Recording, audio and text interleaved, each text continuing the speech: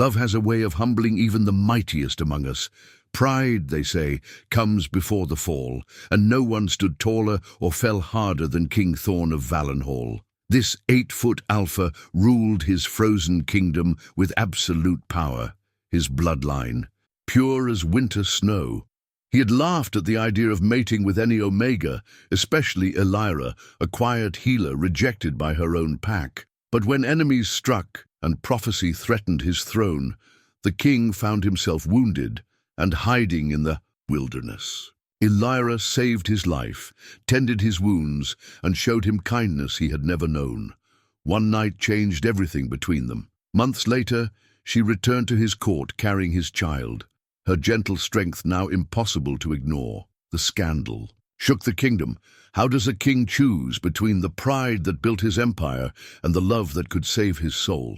Before we jump back in, tell us where you're tuning in from, and if this story touches you, make sure you're subscribed, because tomorrow I've saved something extra special for you. The ancient crown of winter wolves had rested upon the heads of 37 kings before Thorne Valdris claimed his birthright.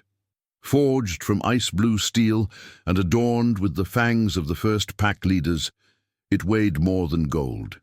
It carried the burden of a bloodline that had never been broken, never been tainted by lesser blood.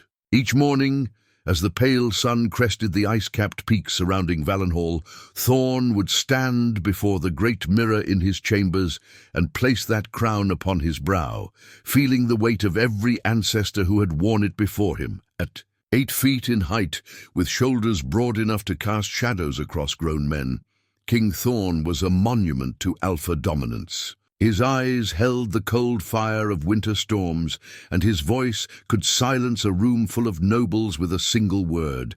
The scars that crossed his chest and arms told stories of battles won, of enemies crushed beneath his will. He was 32 years old, and had ruled for 8 years without taking a queen, without producing an heir, without showing the slightest interest in the political marriages his advisors constantly suggested. "The Omega delegation from the eastern provinces has arrived, Your Majesty," announced Chancellor Rowan, a beta with silver hair and the cautious manner of a man who had survived 3 kings. He stood in the doorway of the throne room, scroll in hand, waiting for permission to approach. Thorne's lips curved into something that might charitably be called a smile, though it held no warmth. "Omega delegation." He tasted the words, as if they left a bitter flavor. What do they want this time? More rights? Equal representation in the council? Perhaps they believe their gentle nature qualifies them to advise on matters of war and statecraft. The throne room of Valenhall stretched before them like a cathedral of ice and stone. Massive pillars, carved from single blocks of granite, supported a vaulted ceiling that disappeared into shadow. Banners bearing the winter wolf crest hung between. Stained glass windows that filtered the morning light into shades of blue and silver. At the room's heart sat the throne of fangs, carved from the trunk of a 1,000-year-old ironwood tree and inlaid with the preserved teeth of every pack leader who had established the kingdom's foundations. They seek an audience regarding the new taxation policies affecting healers and midwives, Chancellor Rowan replied, his voice carefully neutral. "The representative is someone you may remember, Your Majesty." Thorne settled back into his throne, the ancient wood creaking beneath. His weight.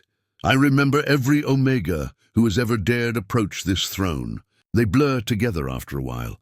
Soft voices, downcast eyes, requests for mercy and understanding. Who leads them this time? Elira of the Eastern Meadowlands, formerly of the Silverpaw pack. The name struck something in Thorne's memory, a discordant note that made him straighten slightly. Silverpaw. He remembered that pack's dissolution 3 years ago, remembered the trials that had followed. A healer who had been accused of overstepping her bounds, treating patients without proper alpha supervision. What had been her crime? Saving lives without permission from her pack leader. The details came back to him now. A young Omega woman who had stood before his court with her chin raised and her voice steady, accepting banishment rather than submission. "The one who defied her alpha," Thorne said, and this time his smile was sharp as winter wind. "The one who believed she knew better than her pack leaders about matters of medicine and healing. I remember her." Chancellor Rowan shifted uncomfortably. "She has established herself as an independent healer in the borderlands. By all accounts, she has saved many lives during the harsh winters. The Omega communities regard her with considerable respect." Respect. Thorne rolled the word around his tongue as if it were foreign. An Omega who commands respect through defiance rather than submission. How refreshing. "Very well, I will see this delegation, but make it clear that my time is limited and my patience even more so." As Chancellor Rowan bowed and retreated to make arrangements, Thorne found himself wondering why the name Elira had stirred something in his chest. Not quite curiosity, not quite irritation, but something that felt dangerously close to interest. He had seen hundreds of Omegas over the years, had dismissed their concerns with the casual authority of absolute power. They were necessary parts of pack society. Healers, caretakers, nurturers, but they were not leaders. They were not equals. The afternoon sun cast long shadows across the throne room when the delegation arrived. Thorne watched from his elevated seat as 6 figures entered, their footsteps echoing in the vast space. 5 of them moved with the typical deference he expected from Omegas, heads bowed, shoulders rounded, eyes fixed on the stone floor. But the 6th walked differently. Elira of the Eastern Meadowlands moved with purpose. She was smaller than he remembered, perhaps 5.5 feet in height, with auburn hair that caught the filtered sunlight and skin touched by outdoor work and mountain weather. She wore simple traveling clothes, a wool cloak over practical leather and linen, but she carried herself with a quiet dignity that made the throne room's grandeur seem somehow less impressive by comparison. When the delegation reached the appropriate distance from the throne, 5 of them dropped to their knees in submission. Elira remained standing. "You forget yourself, healer," Thorne said, his voice carrying easily across the space between them. "In the presence of your king you kneel." She raised her eyes to meet his, and Thorne felt something unexpected, a jolt of recognition that went beyond memory. Her eyes were the color of forest honey, warm and golden, and they held no fear, no deference, no submission. "I kneel to no one who has not earned my respect through wisdom and compassion, your majesty," she said, and her voice was softer than he remembered, but no less steady. "I stand in the presence of power, but I do not bow to it simply because it exists." A collective intake of breath echoed through the throne room. Chancellor Rowan stepped forward, his face pale with mortification. "Your Majesty, please forgive." Thorne raised a hand, silencing his advisor. He studied Elira with new attention, noting the way she stood, not defiant, not aggressive, but absolutely certain of her own worth. It was a quality he had rarely seen in anyone, alpha or otherwise, and never in an Omega. "You wish to discuss taxation policies," he said finally. "Speak." For the next hour, Elira laid out her case with the precision of a scholar and the passion of someone who had seen suffering firsthand. She spoke of families who could not afford healing services under the new tax structure, of children who had died because their parents feared the cost of seeking help, of communities that were beginning to distrust the very systems meant to protect them. She did not plead, she did not beg. She presented facts and consequences with the same steady voice that had refused to bow, and Thorne found himself listening, truly listening, for the first time in longer than he could remember. "The Crown's treasury benefits from these taxes," he said when she finished. "The kingdom requires revenue to maintain order and defense." "The kingdom requires healthy citizens to defend," Elira replied. "A people who die of treatable ailments cannot serve their king in war or peace. I propose a compromise. Reduced taxes for essential healing services, offset by increased levies on luxury goods that only the wealthy can afford." It was, Thorne had to admit, a reasonable proposal.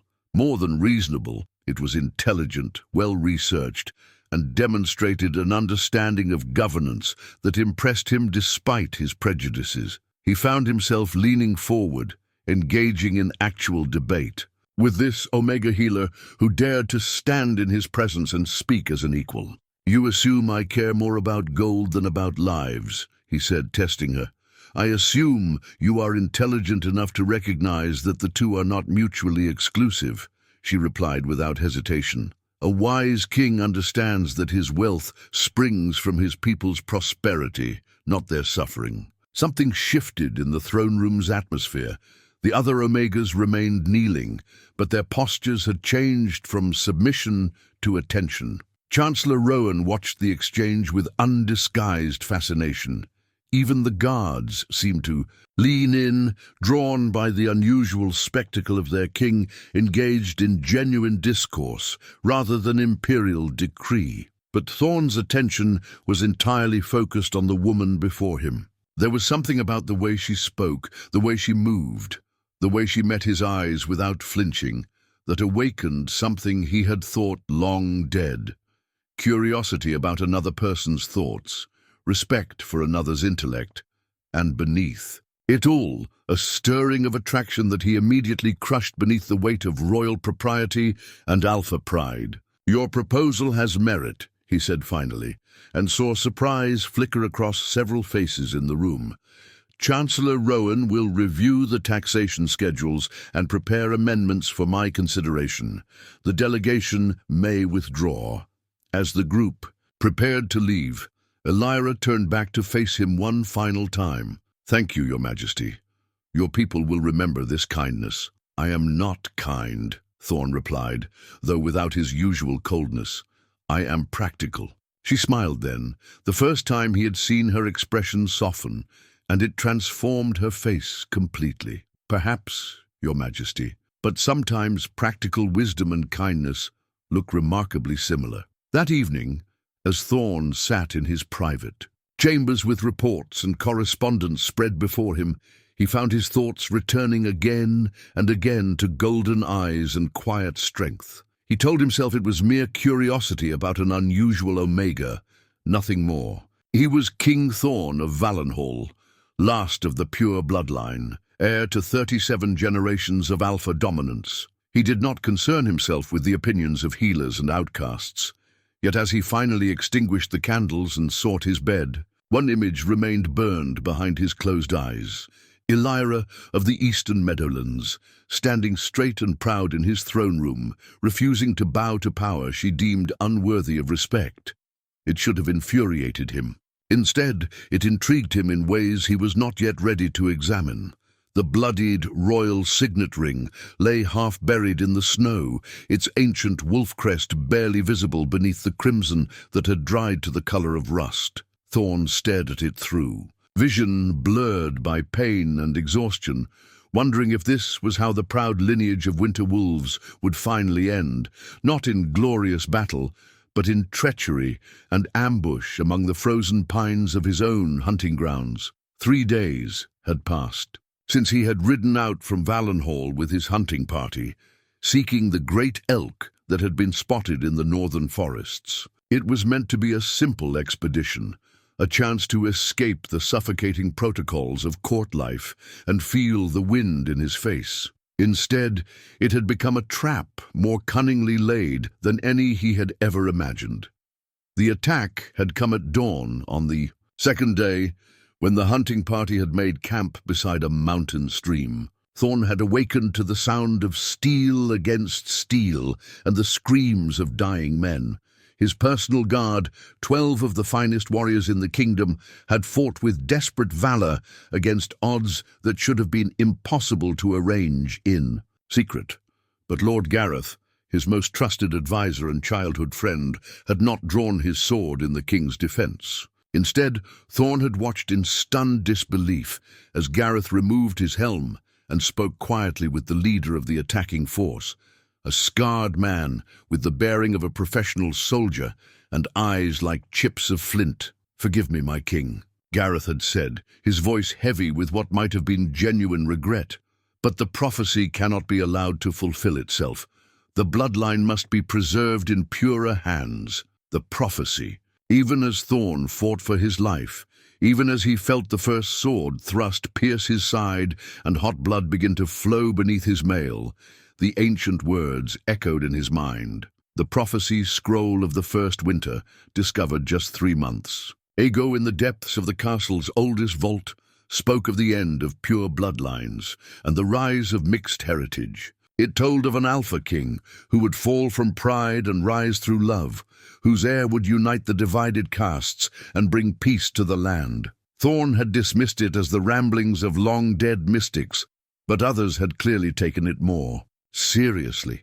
Others who believed that preventing the prophecy's fulfillment was worth any price, including regicide. He had killed 4 men before a war hammer caught him across the ribs and sent him crashing into the stream.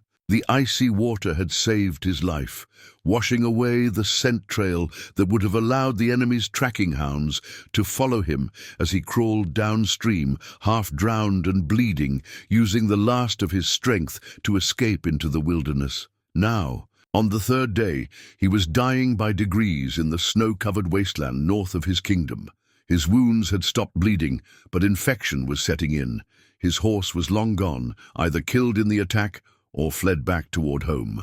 His supplies consisted of whatever he had been able to salvage from the campsite: a water skin, half a loaf of bread, now frozen solid, and his father's hunting knife. The irony was not lost on him. King Thorne the Mighty, who had never lost a battle, who had conquered 3 neighboring territories and added them to his realm, who had stood before armies and struck fear into the hearts of his enemies with nothing more than his presence, was going to die alone in the snow like a common brigand. He tried to stand and immediately regretted the decision. The world spun around him, and he found himself on his hands and knees, retching bile into the pristine whiteness. When the spasm passed, he remained there, head hanging, trying to summon the will to continue. That was when he heard the voice. "Your Majesty." Thorne's head snapped up, ignoring the wave of dizziness that followed the movement. Standing 20 yards away, barely visible against the snow-laden pine trees, was a figure in a hooded cloak, small, slight, moving with the careful steps of someone who knew how to travel silently through wilderness. "Who?" His voice cracked, and he had to swallow before trying again. "Who dares approach the king?" The figure came closer, and Thorne's hand moved instinctively to his knife hilt. Then the hood fell back, revealing auburn hair and golden eyes, and his hand froze. Elira of the eastern meadowlands knelt in the snow beside him, her face grave with concern. "You are badly hurt. What are you doing here?" The question came out, harsher than he intended, fueled by embarrassment and the defensive anger of a proud man found in weakness. "I was gathering winter root in these hills when I heard fighting 2 days ago," she said, already opening a leather satchel that hung from her shoulder. "I found your campsite. I found your men." Her voice softened. "I gave them what burial I could manage." The practical calm in her voice as she spoke of his dead guards, men he had known for years, men with families waiting for their return, hit him harder than any physical blow. They were gone. Gareth's betrayal had killed them all, and Thorne had failed in his most basic duty as their king, to protect those who served him. "Leave me," he said, turning his face away from her searching gaze. "This is no concern of yours. You are wounded and freezing to death in my wilderness," Elira replied, and there was steel beneath the gentleness now. "That makes it very much my concern." She was already examining his injuries, her hands moving with the sure competence of someone who had dealt with trauma before. When she touched the sword wound in his side, he hissed in pain and tried to pull away. "Be still," she commanded, and the authority in her voice was so unexpected that he obeyed automatically. "The wound is infected. Without treatment, you will be dead by morning." "Then I die as a king should," he said through gritted teeth. "In battle, not tended by an Omega." Her eyes met his, and he saw anger there now, bright and fierce. "By someone beneath your noble station? Tell me, your majesty, does your pride keep you warm at night? Does it heal infected wounds? Does it care that you are about to leave your kingdom without an heir and your people without a leader? The questions hit home with surgical precision. Thorne had spent his adult life believing that maintaining the proper distance between himself and lesser beings was essential to effective rule. Now, faced with death in the wilderness, those beliefs seemed suddenly hollow. "Why do you care?" he asked finally. "I am the king who taxes your work and dismisses your concerns. I am the Alpha who stood by while your pack cast you out. Why not let me die here and celebrate the end of a bloodline you clearly despise?" Elira was quiet for a moment, her hands never pausing in their work as she cleaned his wounds with melted snow and something that stung like liquid fire. When she spoke, her voice was thoughtful rather than angry. "Because every life has value, even yours," she said simply. "Because I took an oath as a healer to preserve life wherever I found it. Because the kingdom needs stability, and your death here would bring only chaos and suffering to people who have done nothing to deserve it." She paused in her ministrations and looked directly at him. "And because I believe that even the most prideful man can learn wisdom if the lesson is hard enough." Something in her tone made him study her face more carefully. There was knowledge there, the kind that came from experience rather than books. This was not the naive Omega he had assumed her to be. This was someone who had seen the world's cruelty and chosen compassion anyway. Someone who had been broken by injustice and emerged stronger rather than bitter. "The attackers," he said as she began binding his wounds with strips torn from her own cloak. "Did you see them?" "They left at dawn yesterday, heading south toward the capital," she replied. 15 men, all well-armed and organized. Their leader wore the colors of House Blackwood, Lord Gareth's family colors. The betrayal cut deeper than any sword thrust. Gareth, who had been like a brother to him. Gareth, who had sworn sacred oaths of loyalty. Gareth, who apparently believed that preventing a prophecy was worth murdering. "His king, they think I am dead," Thorne said, the implications beginning to sink in. "By now they will have returned to court with news of my death. Gareth will be positioning himself as regent, claiming to rule in the name of stability until a proper succession can be arranged." "And will the nobles accept his claim?" Elira asked, though her tone suggested she already knew the answer. "Some will. Others will see opportunity in chaos." Thorne closed his eyes, feeling the weight of catastrophe settling on his shoulders. Without clear succession, the kingdom will tear itself apart. The great houses will war over the crown while the people starve. "Then we must ensure you survive to prevent that," Elira said matter-of-factly, as if keeping a dying king alive in the wilderness was merely another problem to be solved. "Can you travel?" The question was absurd. He could barely sit upright, let alone trek through mountain wilderness. But looking at her, at the calm determination in her eyes, the competent way she had already stabilized his wounds, the quiet strength that radiated from her small frame, he found himself believing that perhaps survival was possible after all. "Where would we go?" he asked. "Returning to the capital means walking into Gareth's hands. The great houses cannot be trusted. The border fortresses are too far." "There is a place," Elira said, shouldering her pack and offering him her arm for support. "A cave system in the high peaks, where I sometimes shelter during long gathering expeditions. It is well hidden and defensible. We can reach it by tomorrow evening if we pace ourselves carefully." Thorne accepted her help in rising, swallowing his pride along with the pain that shot through his ribs. As they began the slow, difficult journey deeper into the wilderness, he found himself wondering how his life had changed so completely in the span of 3 days. He had ridden out as King Thorne the Mighty, secure in his power and contemptuous of those he deemed beneath him. Now he was a wounded fugitive, dependent for his very survival on an Omega healer he had dismissed as irrelevant. The prophecy had spoken of an Alpha King who would fall from pride and rise through love. As Elira's steady presence guided him through the darkening forest, Thorne began to wonder if perhaps the ancient words were already beginning to fulfill themselves. The healing satchel that had saved King Thorne's life was made of worn leather, scarred by years of wilderness travel and stained with the evidence of countless medical emergencies. As Elira carefully arranged its contents by the flickering light of their small fire, Thorne found himself studying the organized chaos within. Glass vials filled with tinctures and powders, packets of dried herbs whose names he had never learned, surgical instruments that gleamed despite their obvious age, and bindings that had clearly been cleaned and reused many times over. It was, he realized, the kit of someone who had learned medicine not in the comfortable halls of royal academies, but in the field, treating injuries that could not wait for proper facilities or ideal conditions.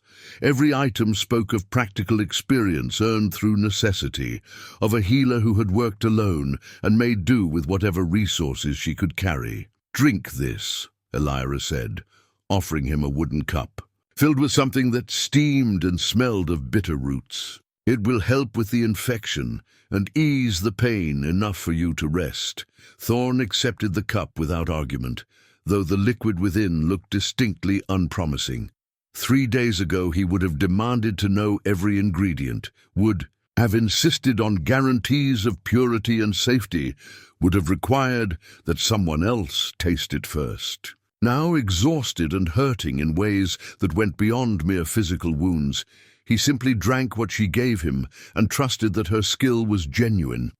The taste was as terrible as he had expected, but warmth spread through his chest almost immediately, and the constant ache in his side began to fade to a manageable throb.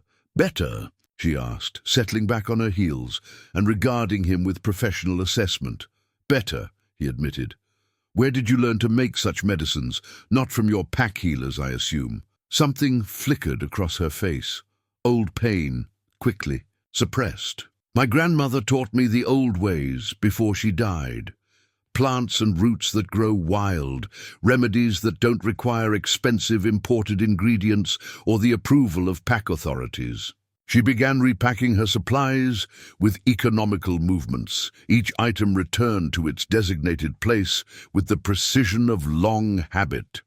"When I was cast out, I had only what I could carry. I learned to make the most of what the wilderness provided." Thorne watched her hands as she worked, noting the small scars that marked her fingers and palms, evidence of cuts from thorns and blades, burns from fires and hot metal, the accumulated damage of a life lived without the protections that most people took for granted. Her rejection by the Silverpaw pack had not been merely symbolic. It had been a sentence to survive alone or die trying. "Why did they cast you out?" he asked, though he was not certain he had the right to such personal questions. Elira was quiet for so long that he thought she would not answer. When she finally spoke, her voice was carefully controlled. "Because I treated a human child." The words hung in the air between them, heavy with implications. Contact between pack society and the human settlements was strictly regulated, limited to formal trade negotiations and diplomatic protocols. Unauthorized interaction was considered a serious breach of law, but treating a human patient, that approached treason. "The child was dying," she continued, her hands stilling in their work. "A little girl, perhaps 7 years old, who had been brought to the borderlands by her desperate parents. They had been turned away by every human healer they could find, told that her condition was beyond help. She had a growth in her belly that was slowly killing her."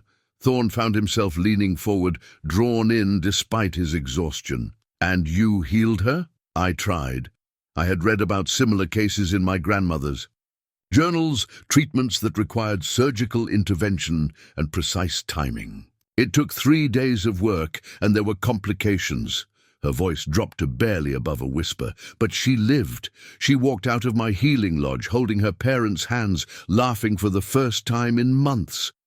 "Then why?" "Because my pack leader declared that I had revealed pack medical secrets to outsiders," Elira said, and now he could hear the old anger beneath her calm. "Because I had acted without permission from proper authorities. because I had placed the life of a human child above the laws that govern our society. She resumed packing with sharp, efficient movements that betrayed her emotional state despite her steady voice. The silver paw pack assembled in judgment. They gave me a choice: renounce my actions, pledge never again to treat humans without explicit permission, and accept a formal reduction in status within the pack hierarchy, or leave forever and never return. And you chose exile. I chose to be able to look at myself in mirrors, she replied. I chose to honor the oath I took as a healer over the politics that would let children die for the sake of maintaining proper boundaries. The firelight played across her face as she spoke, highlighting the determined set of her jaw and the way her eyes blazed with conviction even now, 3 years after the fact. Thorne realized that he was seeing something he had rarely encountered. In his royal court, genuine principle, the kind that would accept personal cost rather than compromise core beliefs. The Silverpaw leader was within his rights, he said carefully, testing her reaction. Pack law is clear about unauthorized contact with humans. Elira's head snapped up, her eyes meeting his with an intensity that made him feel suddenly small, despite his superior size and position. Rights, she repeated, and the words sounded like a curse in her mouth. Yes, he had the right.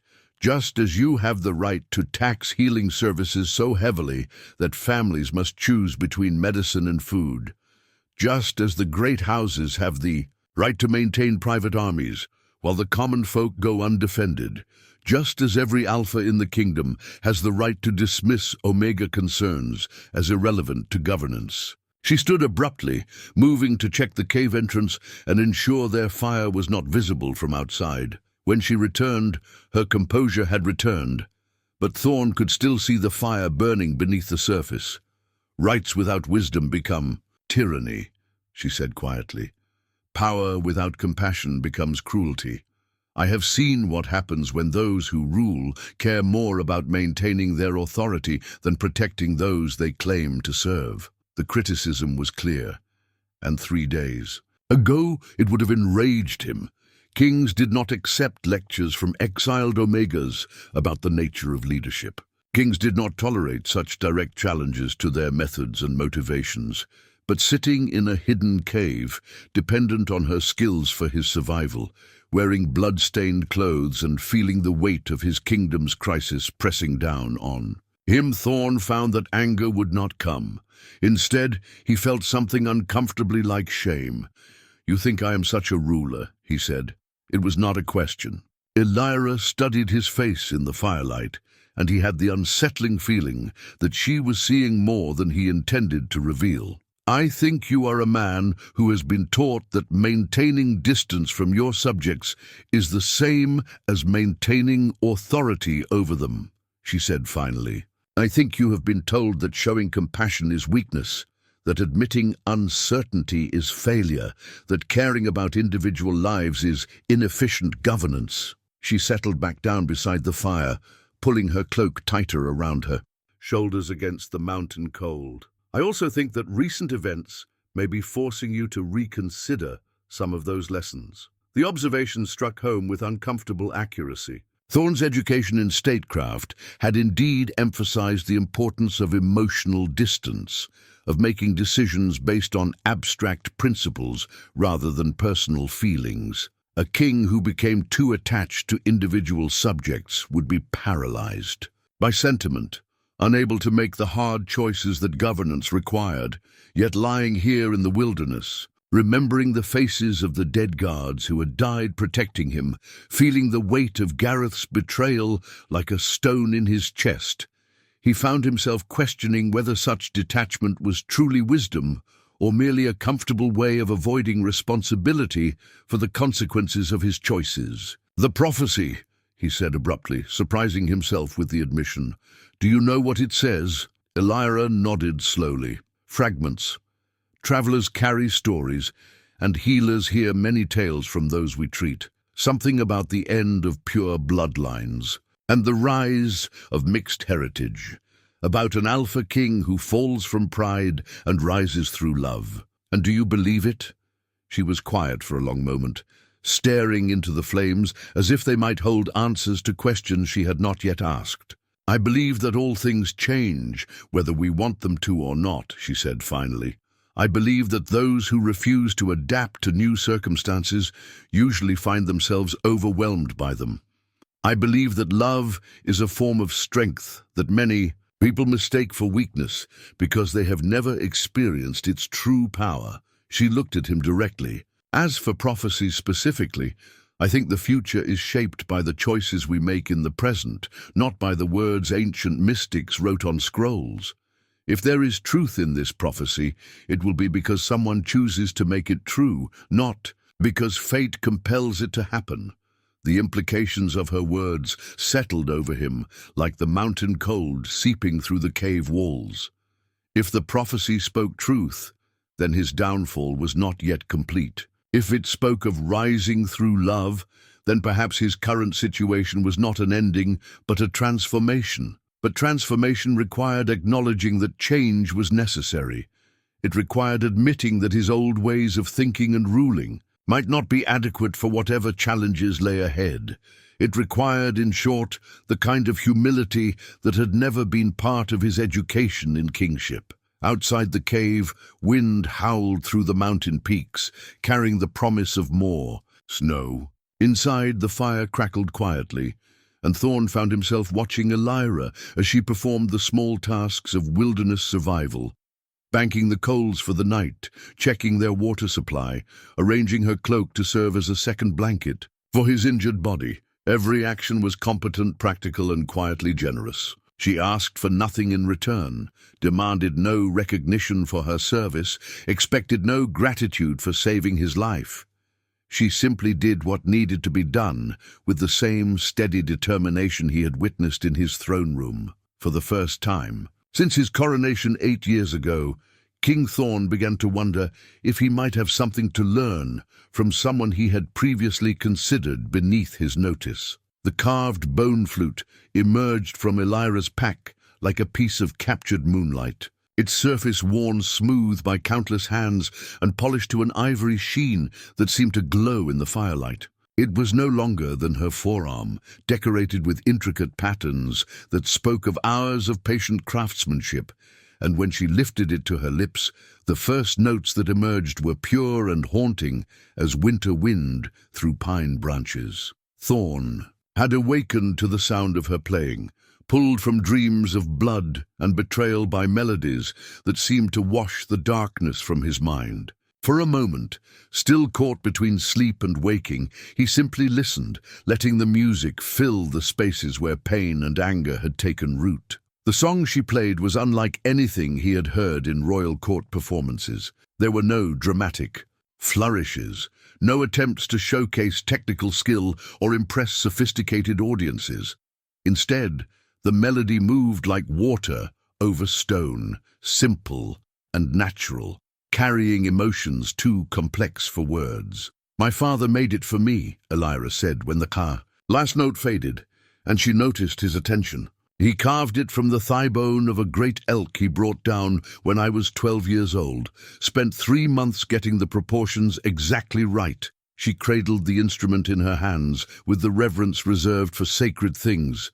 "He said that music was the only magic that couldn't be regulated by pack law, the only medicine that worked on hearts as well as bodies." Thorne shifted carefully, testing the limits of his healing wounds. The infection had broken during the night, leaving him weak but clear-headed for the first time since the attack. "Was he a healer as well?" "A hunter," Elira replied, her voice soft with memory. "But he understood that sometimes the spirit needs tending as much as the flesh. During the hardest winters, when food was scarce and tempers ran short, he would play in the evenings. The whole pack would gather around the fire, and for a few hours we would remember that we were more than just survivors, struggling through difficult times." She tucked the flute away carefully, wrapping it in soft leather, before returning it to her pack. "He died in a hunting accident when I was 17. After that, the flute was all I had left of him. When the pack cast me out, I thought about leaving it behind. It seemed too precious to risk in the wilderness, but you brought it anyway." "I brought it anyway," she confirmed. "Some things are worth the risk of losing. Some connections are too important to abandon for the sake of safety." The observation carried weight beyond its immediate context, and Thorne found himself wondering if she was speaking only about bone, flutes and dead fathers, or something more immediate and dangerous. The cave system where they sheltered extended deep into the mountain, its chambers connected by passages that seemed to have been carved by centuries of flowing water. Elira moved through the darkness with the confidence of someone who had explored every tunnel and crevice, leading him to a larger chamber where an underground stream provided fresh water and the ceiling opened to the sky through a natural chimney that would disperse their fire's smoke. "You've used this place before," Thorne observed, as she began preparing their morning meal. Strips of dried meat softened in hot water, wild tubers roasted in the coals, and tea brewed from leaves she had gathered during their journey. "Many times. The high valleys here are rich in medicinal plants that don't grow at lower elevations. I would come here for weeks at a time, especially during the growing seasons." She handed him a wooden bowl filled with what smelled surprisingly appetizing. "It became my retreat when the world below grew too difficult to bear." Thorne accepted the food gratefully, realizing that this simple meal was probably better than anything he would have been able to manage on his own in the wilderness. Every aspect of their survival, from the shelter to the sustenance to the medicines that were healing his wounds, depended entirely on knowledge and skills he had never bothered to acquire. "Teach me," he said abruptly, surprising himself with the request. Elira looked up from her own meal, eyebrows raised in question. "Teach you what? How to survive out here? How to find food and shelter and medicine without depending on others? How to—" He gestured helplessly at their surroundings, at the evidence of competence that surrounded him. "How to be useful instead of merely commanding." The request seemed to genuinely surprise her. "You are a king, Your Majesty. Your value lies in leadership and governance, not in wilderness survival." "Am I?" The question came out more bitter than he intended.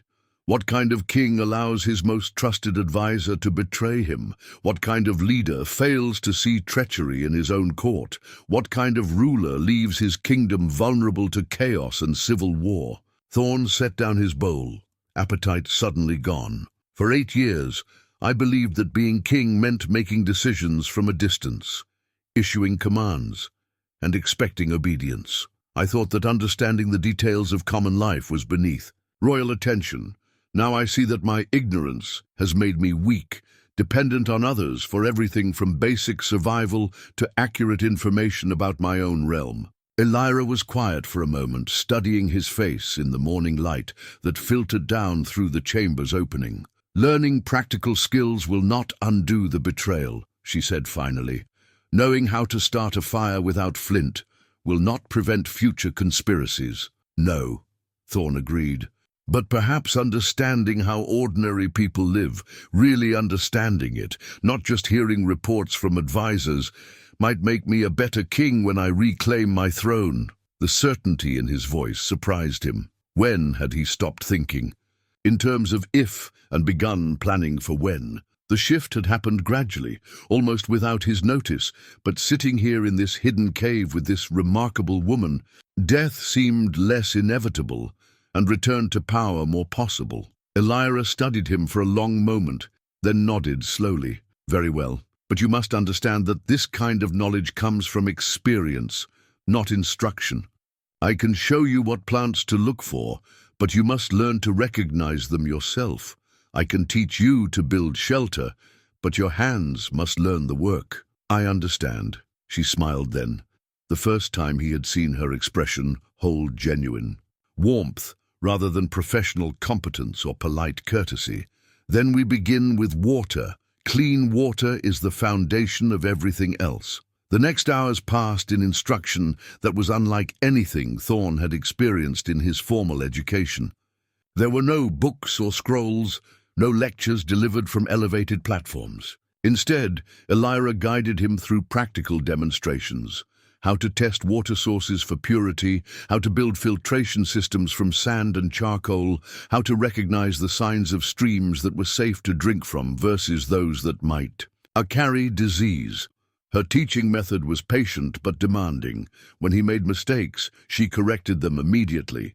When he succeeded, she moved on to the next challenge without excessive praise. It was, he realized, the approach of someone who understood that survival skills had to be learned correctly the first time, since there might not be opportunities for second chances. "You learn quickly," she said, when he successfully identified several edible plants she had shown him earlier.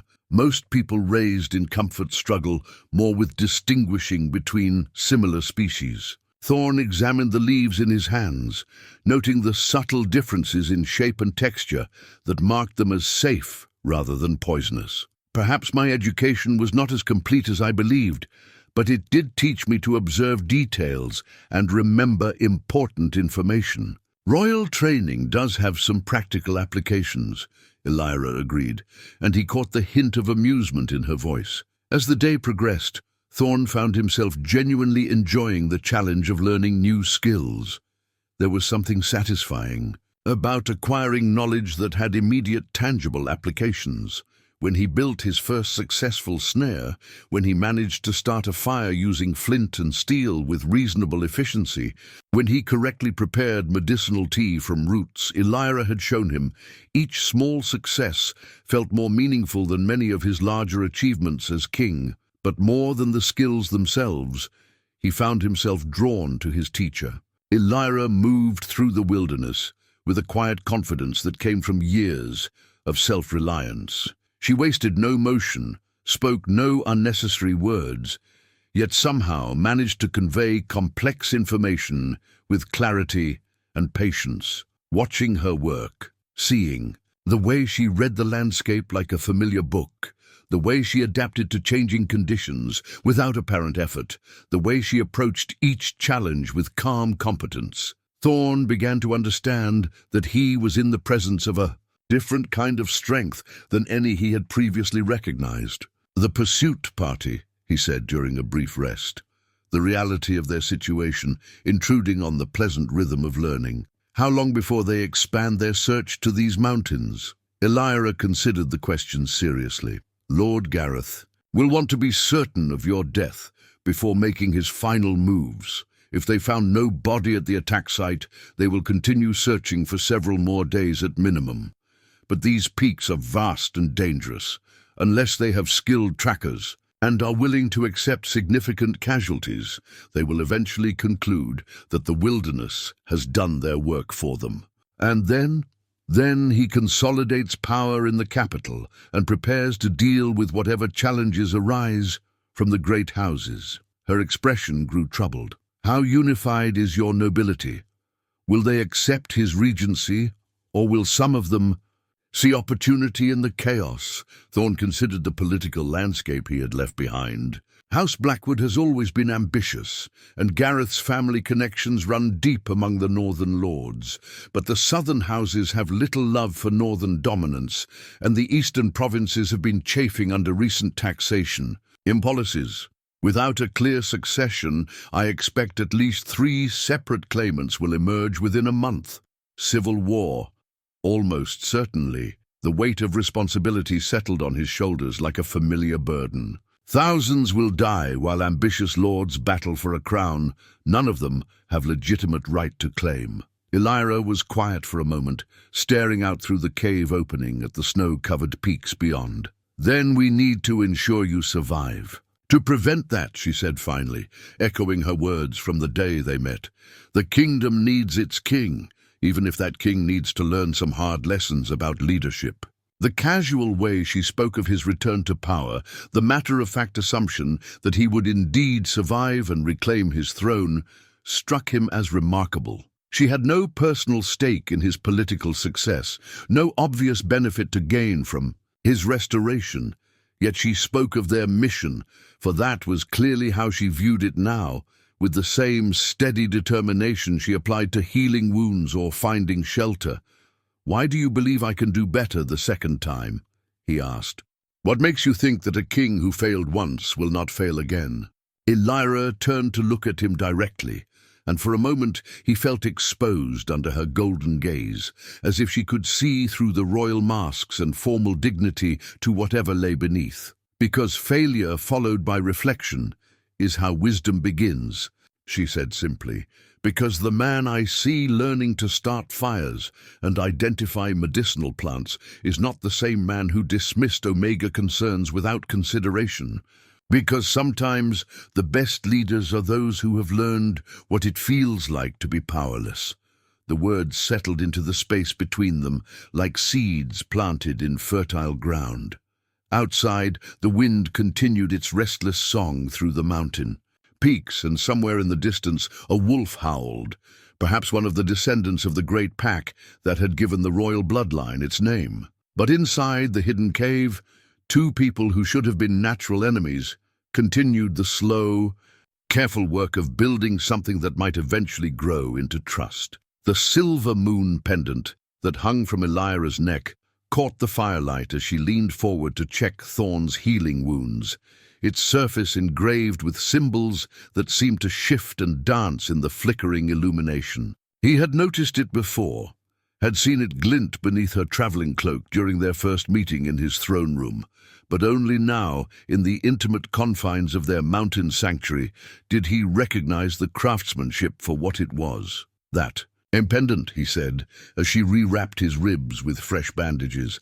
"Those are not common symbols." Elira's hands stilled for a moment before resuming their work. "No," she agreed quietly, "they are not. The markings were ancient script, the kind used by noble houses before the kingdom's unification under the first Winter King. Thorne had studied such symbols as part of his royal education, learning to read the genealogical records that traced bloodlines back to the founding clans. What he saw on Elira's pendant was not merely decorative, it was heraldic, marking family, lineage and noble heritage. "House Silvermoon," he said, recognition dawning.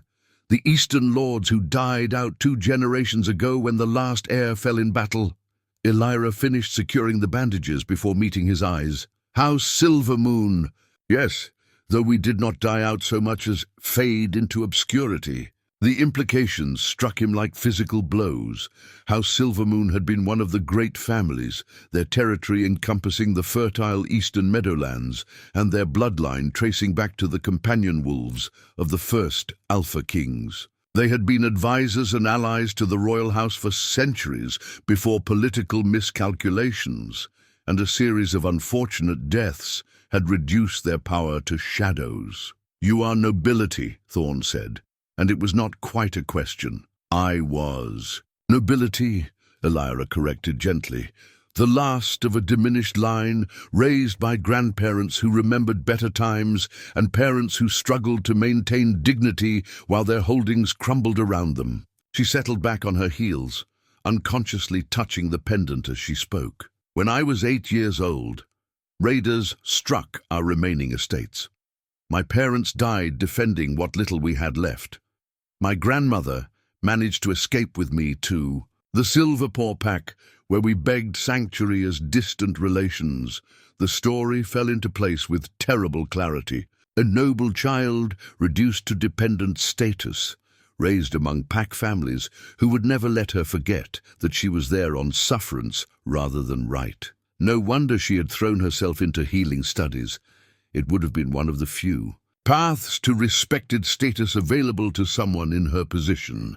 The pack leader who cast you out," Thorne said slowly. "He knew who you were. He knew." Elira's voice carried the weight of old wounds. "And he resented it. Every success I achieved, every patient I healed, every small respect I earned among the pack members. It reminded him that the Omega he barely tolerated as a child had noble blood running through her veins." She looked down at the pendant, tracing its engraved surface with gentle fingers. "When the crisis came, when I had to choose between pack law and my healing oath, he saw an opportunity to rid himself of an inconvenient reminder of his pack's charity. Casting out a lowly Omega for disobedience was acceptable. Casting out the last heir of House Silvermoon would have raised questions he preferred not to answer. The revelation reframed everything Thorne thought he understood about her situation. This was not simply a story of an outcast Omega making her way in the wilderness. This was a tale of fallen nobility, of ancient bloodlines reduced to shadows, of heritage denied and birthright abandoned. "Why did you not reveal yourself when you first came to my court?" he asked. "Your name alone would have commanded respect, opened doors that remained closed to common Omegas." Elira smiled, but there was no warmth in it. "And what would I have said? That I am the heir to nothing, the last remnant of a house that exists only in history books? That my noble blood has brought me nothing but suffering and displacement?" She shook her head. "I learned long ago that titles without power are worse than useless. They make you a target without providing protection." The fire crackled between them as Thorne processed this new understanding of the woman who had saved his life. She was not merely competent and compassionate. She was his equal in blood, a fellow descendant of the founding families, someone whose ancestors had stood beside his own in the great hall of the first Winter King.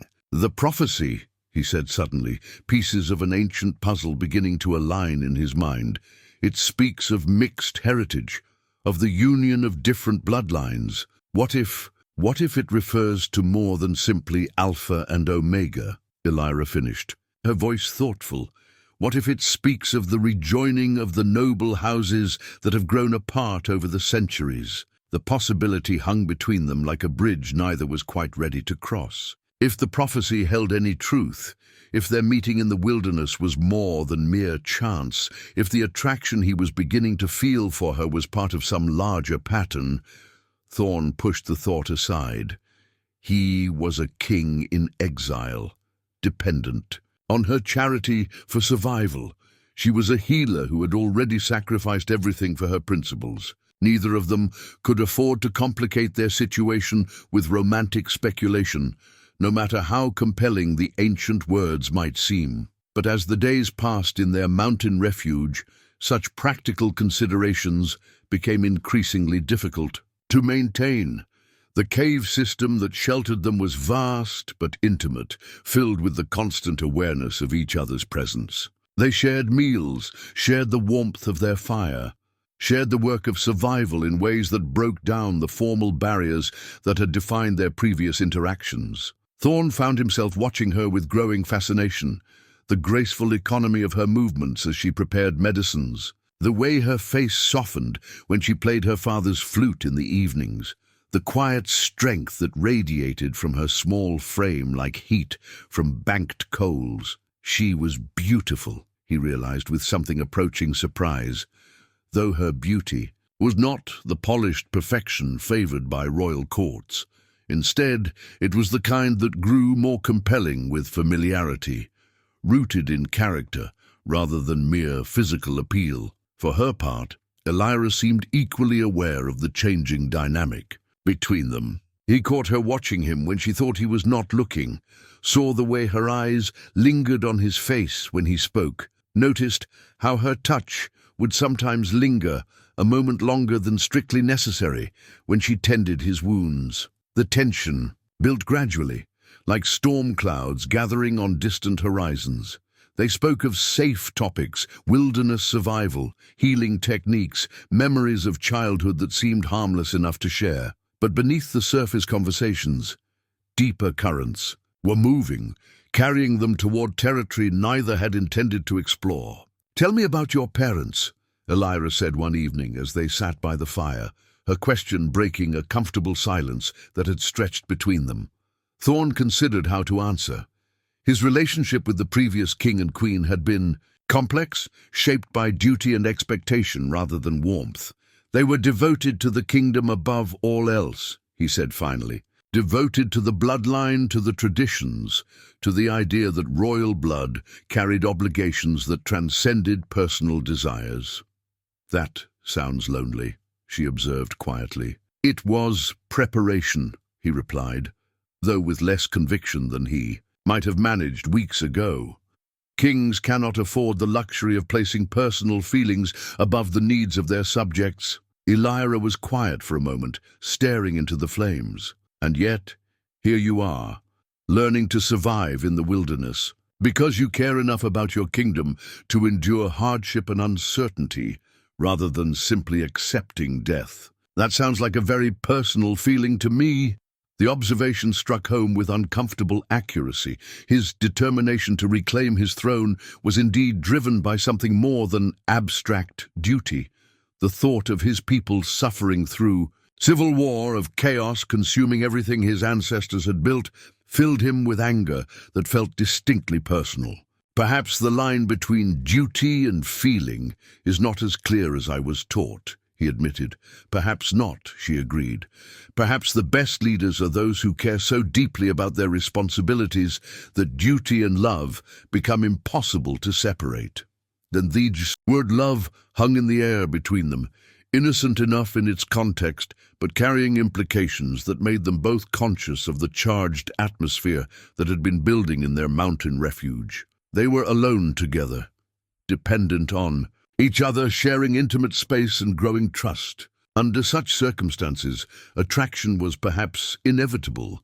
The question was what they would do about it. That night, as they settled into their respective sleeping areas on opposite sides of the cave, Thorne found himself acutely aware of Elira's presence, the soft sound of her breathing, the rustle of fabric as she adjusted her position, the knowledge that she lay only yards away in the flickering darkness. He told himself that such awareness was merely the result of forced proximity, that any man would be affected by spending so much time in close quarters with an attractive woman.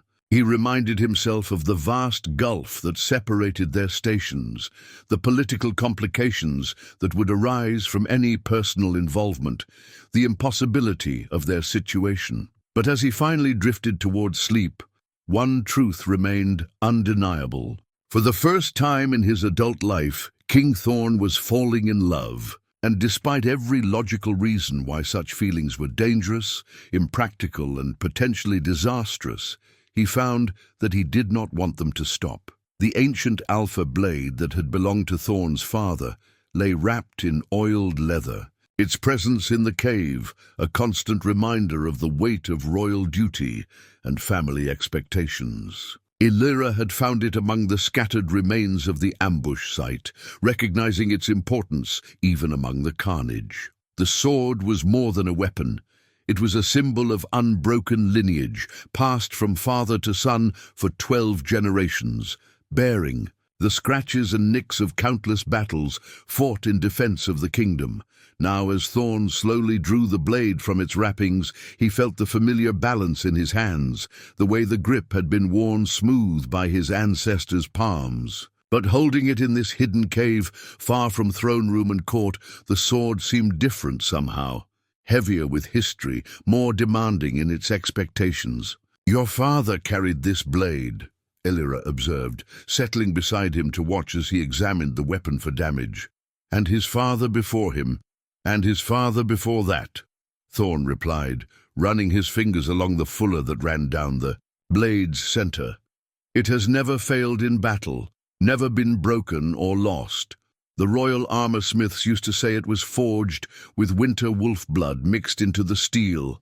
He tested the edge carefully, finding it still sharp despite its ordeal. "When I was 12 years old, my father placed it in my hands for the first time. He told me that the blade would teach me what it meant to be king, that leadership was not about commanding others, but about being worthy of the trust they placed in you." "And what did it teach you?" Elira asked quietly. Thorne was silent for a long moment, considering the question with new perspective born of recent experiences. "I thought it taught me that strength and skill in battle were the foundations of effective rule, that showing no weakness, no doubt, no vulnerability was essential to maintaining authority." He set the sword across his knees, studying its reflection. "In the firelight, I believed that being king meant standing apart from others, elevated and untouchable. I thought that caring too much about individual subjects would make me weak. That emotional attachment would cloud my judgment and compromise my effectiveness. And now I wonder if the blade was trying to teach me something entirely different, he said slowly. Perhaps what my father meant was that true strength comes from being willing to sacrifice for others, not from demanding that others sacrifice for you. Perhaps being worthy of trust means earning it through actions rather than expecting it as a birthright. Elira nodded thoughtfully. Weapons reflect the character of those who wield them. In the hands of a tyrant, the finest blade becomes a tool of oppression. In the hands of a protector, even a simple knife becomes an instrument of justice. The observation carried deeper meaning than its surface simplicity suggested. Thorne found himself thinking about the different ways power could be wielded as a club to force compliance or as a shield to defend the vulnerable. His education had emphasized the former approach, teaching him that royal authority derived its legitimacy from the ability to compel obedience through superior force. But watching Elira over the past weeks, seeing how she wielded her own forms of power, knowledge, compassion, skill, he was beginning to understand that influence could be earned rather than demanded, that leadership could inspire rather than intimidate. When you heal someone, he said, you hold their life in your hands. That is a form of power as absolute as any king's authority. How do you bear the weight of such responsibility? Elira considered the question seriously, her eyes distant with memory. By remembering that power used for its own sake becomes corruption, while power used in service of others becomes sacred trust. Every time I treat a patient, I must choose. Do I act to demonstrate my skill and importance, or do I act to relieve suffering regardless of personal recognition? She picked up a stick and stirred the fire, sending sparks spiraling upward toward the cave's natural chimney. The moment I start thinking about what I gain from healing others, gratitude, respect, reputation, I have lost sight of why such power was given to me in the first place. Her words struck him with the force of revelation. How often had his decisions as king been motivated by what they would do for his reputation, his authority, his legacy? How many times had he chosen policies based on their effect on royal power rather than their benefit to the kingdom's people? I have been a poor king, he said quietly, the admission surprising him with its honesty. You have been an inexperienced king, Elira corrected gently. There is a difference. Experience can be gained if one is willing to learn from mistakes rather than simply repeating them. The conversation was interrupted by a sound that made them both freeze, the distant howl of hunting hounds carried on the mountain wind. Thorne's hand moved instinctively to his father's blade, while Elira quickly began banking their fire to reduce its visibility. How many days since we last heard them? She whispered. 3, Thorne replied, moving to the cave entrance to listen more carefully. I had hoped they had given up the search. The howls came again. Closer now and more numerous, at least 6 hounds, possibly more, working their way systematically through the lower valleys. Behind them, if the pattern held, would be armed riders, commanded by someone who would not easily abandon the hunt. We need to move deeper into the cave system, Elira said, already gathering their essential supplies. There are passages that lead to the far side of the mountain, exits they are unlikely to know about. As they quickly packed their belongings, Thorne found his mind racing through tactical considerations. The pursuers had been thorough and persistent, suggesting that Lord Gareth was taking no chances with his king's survival. But they were also following predictable patterns, using conventional tracking methods in terrain that favored unconventional approaches. How well do you know these mountains? He asked, as they prepared to abandon their sanctuary. Better than anyone who was not born to them, Elira replied confidently. I have spent years exploring every valley and peak, every cave system and hidden pass. If we can reach the northern slopes, there are paths that will take us to the borderlands without exposing us to pursuit. They moved through the cave system in single file, Elira leading with the sure-footed confidence of someone who had navigated these passages many times before. The tunnels were narrow in places, requiring them to squeeze through openings barely wide enough for Thorne's broad shoulders. But her route never faltered. As they climbed through the mountain's heart, following ancient watercourses and geological formations that seemed to have been designed for concealment, Thorne found himself marveling once again at the depth of Elira's knowledge. She had not simply survived her exile, she had mastered it, turning the wilderness that should have killed her into a refuge that might yet save them both. "The northern borderlands," he said during a brief rest in a chamber where underground springs provided fresh water. "What lies beyond them?" "Free territories," Elira replied. "Towns and settlements that owe allegiance to no single kingdom, governed by councils of elders rather than hereditary nobles. Places where a man is judged by his actions rather than his bloodline." The description carried obvious appeal for someone who had been cast out by traditional pack society, but Thorne heard something else in her voice, wistfulness perhaps, or longing for a simpler kind of life than the one she had been born to. "You have considered seeking permanent sanctuary there," he observed. "Many times," she admitted, "it would be easier than living between worlds, belonging fully to neither noble heritage nor common status. In the free territories, I could simply be Elira the healer, without the complications of family history or pack politics. But you have not gone." She was quiet for a moment, listening to the distant sound of water moving through stone passages. "Because running away solves nothing. Because the kingdom needs healers who understand both noble and common perspectives. Because someone must bridge the gap between the traditional ways and whatever changes are coming." Her words resonated with his own growing sense of responsibility. He too could simply disappear into the borderlands, could abandon his crown and his throne and his impossible situation in favor of anonymous simplicity. The thought held undeniable attraction. No more court politics, no more weight of ancestral expectations, no more burden of making decisions that affected thousands of lives. But like Elira, he found himself unable to embrace such escape. The kingdom was his responsibility, his people were depending on him, and his absence would leave a void that ambitious men would fill with suffering and chaos. "When we reach the free territories," he said carefully, "will you continue north with me, or will you finally claim the peaceful life you have earned?" The question hung between them, loaded with implications neither was ready to confront directly. If she chose to remain in safety while he continued his quest to reclaim the throne, he would respect her decision. She had already done more than duty or gratitude required. She owed him nothing beyond the debt of common humanity that had led her to save his life in the first place, but the thought of continuing without her, of facing the challenges ahead without her steady presence and quiet wisdom, filled him with something very much like despair. Elira looked at him for a long moment, her golden eyes reflecting the pale light that filtered down from somewhere far above.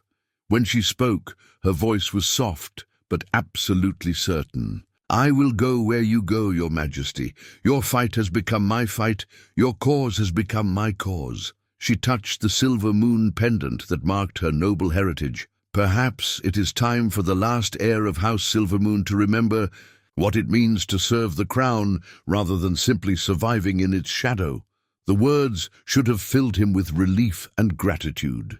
Instead, they sparked a different emotion entirely, a fierce protectiveness that had nothing to do with royal duty and everything to do with the growing realization that this remarkable woman had become precious to him in ways that went far beyond her practical assistance.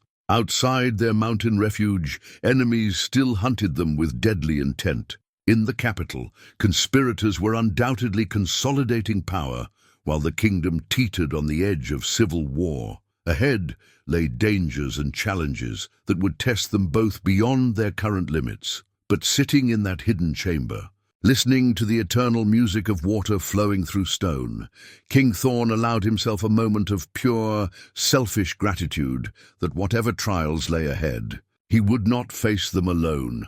The mating bond crystal that Elira wore hidden beneath her traveling clothes was no larger than a child's thumb, but as the enemies closed in around their mountain sanctuary, it began to pulse with an inner light that seemed to respond to the rhythm of her heartbeat. She had never told Thorne about the ancient stone, a relic of her family's noble heritage that was said to glow only in the presence of one's true mate, because the old legends seemed too fantastic to take seriously in practical times. Now, pressed against her skin as they crept through the narrow passage that would lead them to the mountain's far slope, the crystal pulsed with increasing intensity, its warmth spreading through her chest like liquid fire. The hounds had found their trail, despite her careful efforts at concealment.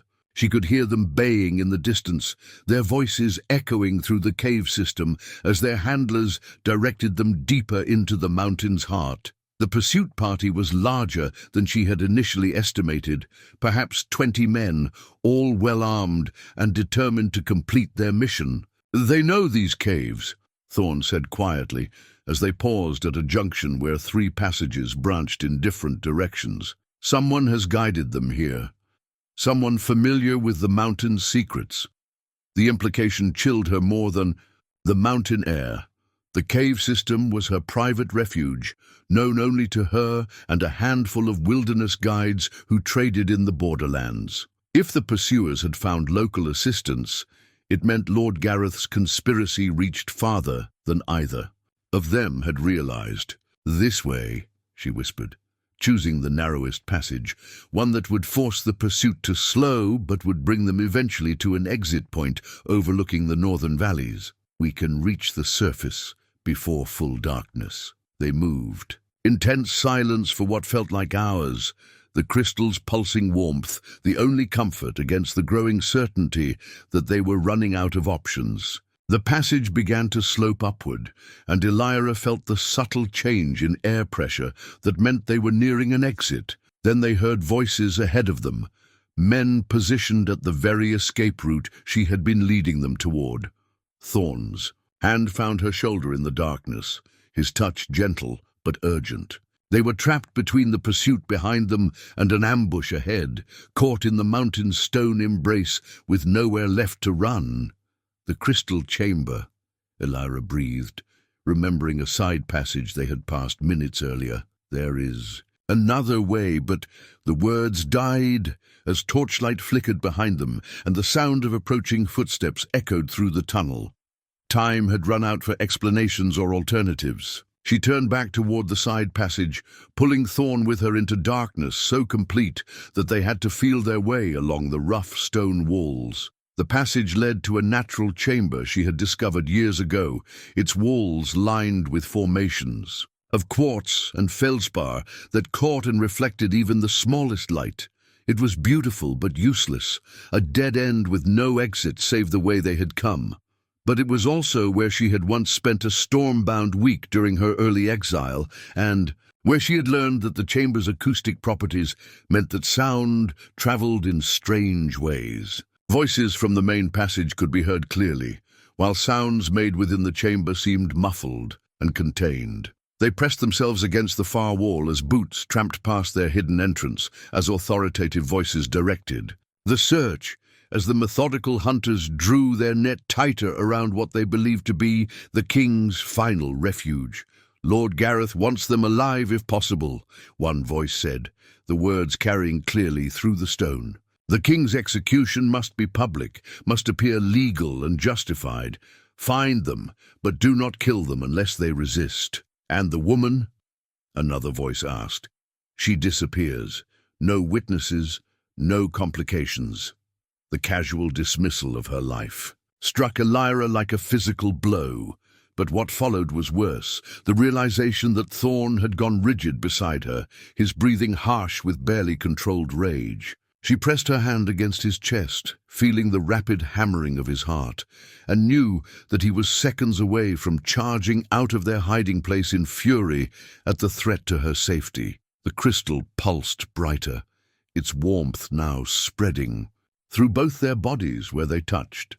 In its ethereal light, she could see his face clearly for the first time since entering the caves, could see the transformation that had occurred during their weeks together in the wilderness. This was not the coldly arrogant king who had dismissed her concerns in his throne room. This was not the prideful Alpha who had mocked the idea of mating with an Omega. The man beside her had learned compassion through suffering, had discovered humility through vulnerability, had found wisdom in the teachings of someone he had once considered beneath his notice. The crystal pulsed brighter, its warmth now spreading through both their bodies where they touched. In its ethereal light, she could see his face clearly for the first time since entering the caves, could see the transformation that had occurred during their weeks together in the wilderness. This was not the coldly arrogant king who had dismissed her concerns in his throne room. This was not the prideful Alpha who had mocked the idea of mating with an Omega. The man beside her had learned compassion through suffering, had discovered humility through vulnerability, had found wisdom in the teachings of someone he had once considered beneath his notice, and looking into his storm-grey eyes, seeing the fierce protectiveness that blazed there, feeling the way his hand trembled as he reached up to touch her face, Elira realized that the ancient prophecy had not been speaking in metaphors. The Alpha King had indeed fallen from pride, and what rose in its place was love, so pure and powerful that it made the crystals sing with harmonic resonance. "They will find us soon," Thorne whispered, his voice rough with emotion. "When they do, I want you to know—" She silenced him with gentle fingers pressed to his lips. "I know," she breathed. "I have known since the first night you played my father's flute to chase away your nightmares. I have known since you asked me to teach you survival skills with the humility of a student rather than the arrogance of a king." The voices in the passage were growing closer, more urgent. Soon their hiding place would be discovered, and whatever happened next would determine not only their survival, but the fate of the kingdom itself. "The crystal," she said suddenly, pulling the chain from beneath her clothes so that the stone could rest freely against her skin. In the chamber's darkness, its pulsing light seemed bright as a star. "It is said to bind true mates when both freely choose the union, when both are willing to sacrifice everything for the other's well-being." Thorne stared at the artifact, understanding dawning in his eyes. "A mating bond. But Elira, the consequences—" "I know the consequences," she said firmly. "I know that mating with you will make me a target for every enemy you have ever made. I know that our children will be caught between worlds, claimed by neither pure bloodline nor pack traditions. I know that choosing love over safety goes against everything I was taught about survival." The crystal's light pulsed stronger, as if responding to her words. "But I also know that some risks are worth taking. Some connections are too precious to abandon for the sake of mere survival. You taught me that, Your Majesty, when you chose to learn from an exiled Omega rather than die alone in your pride." Outside their refuge, she could hear the systematic search drawing closer. Boots on stone, low voices conferring, the scrape of weapons against cave walls. They had perhaps minutes before discovery, minutes to make a choice that would change everything. Thorne cupped her face in his hands, his touch infinitely gentle despite the calloused roughness of his palms. "If we do this, if we bind ourselves together, there will be no going back, no retreating to the borderlands, no quiet life as a simple healer. You will be queen or nothing, crowned or dead alongside me. Then we had better make sure we both survive to see our coronation," Elira replied. And despite everything, the danger, the uncertainty, the overwhelming odds against them, she smiled. What happened next was unlike anything either of them had experienced.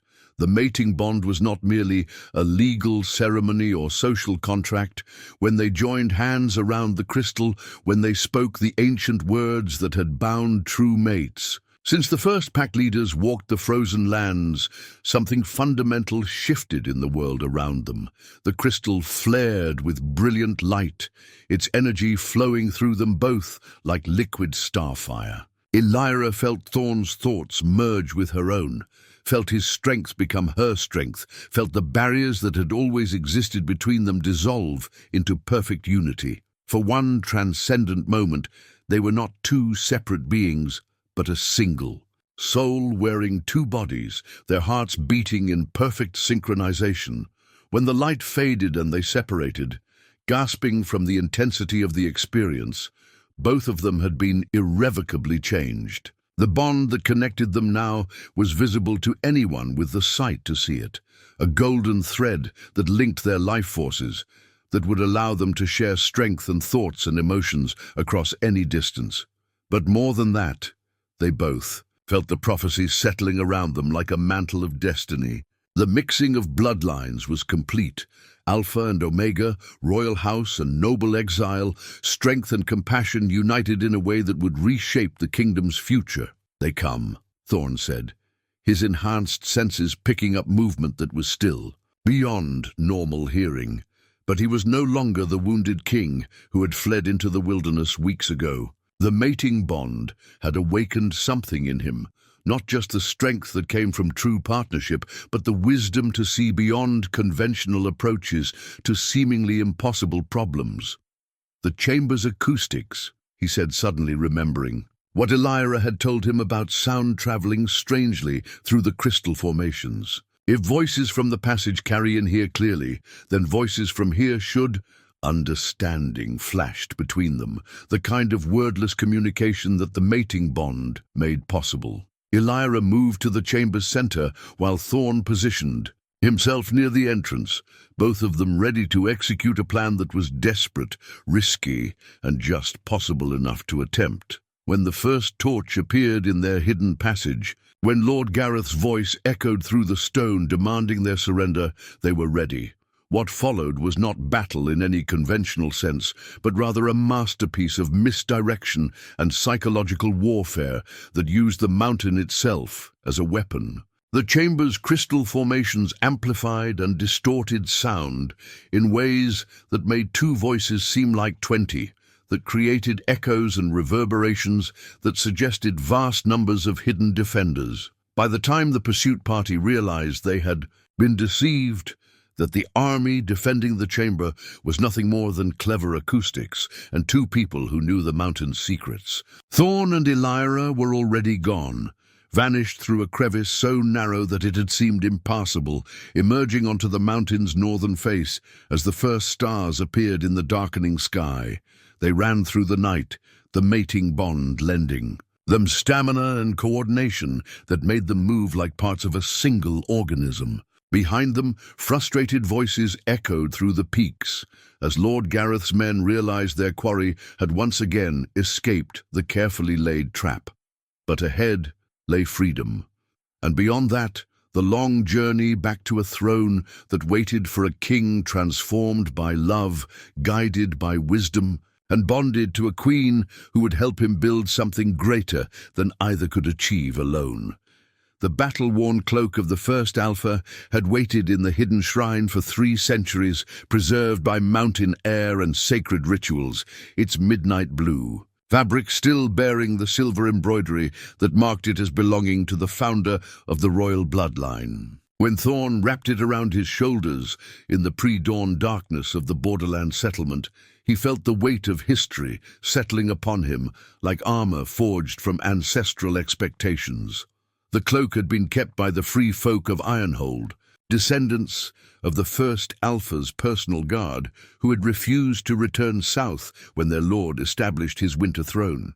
For generations, they had maintained the shrine in secret, waiting for the day when a legitimate king would come to reclaim both the garment and the responsibility it represented. "Your grandfather came here once," said Elder Morven, the silver-haired woman who had recognized Thorne despite his changed appearance and travel-stained clothes.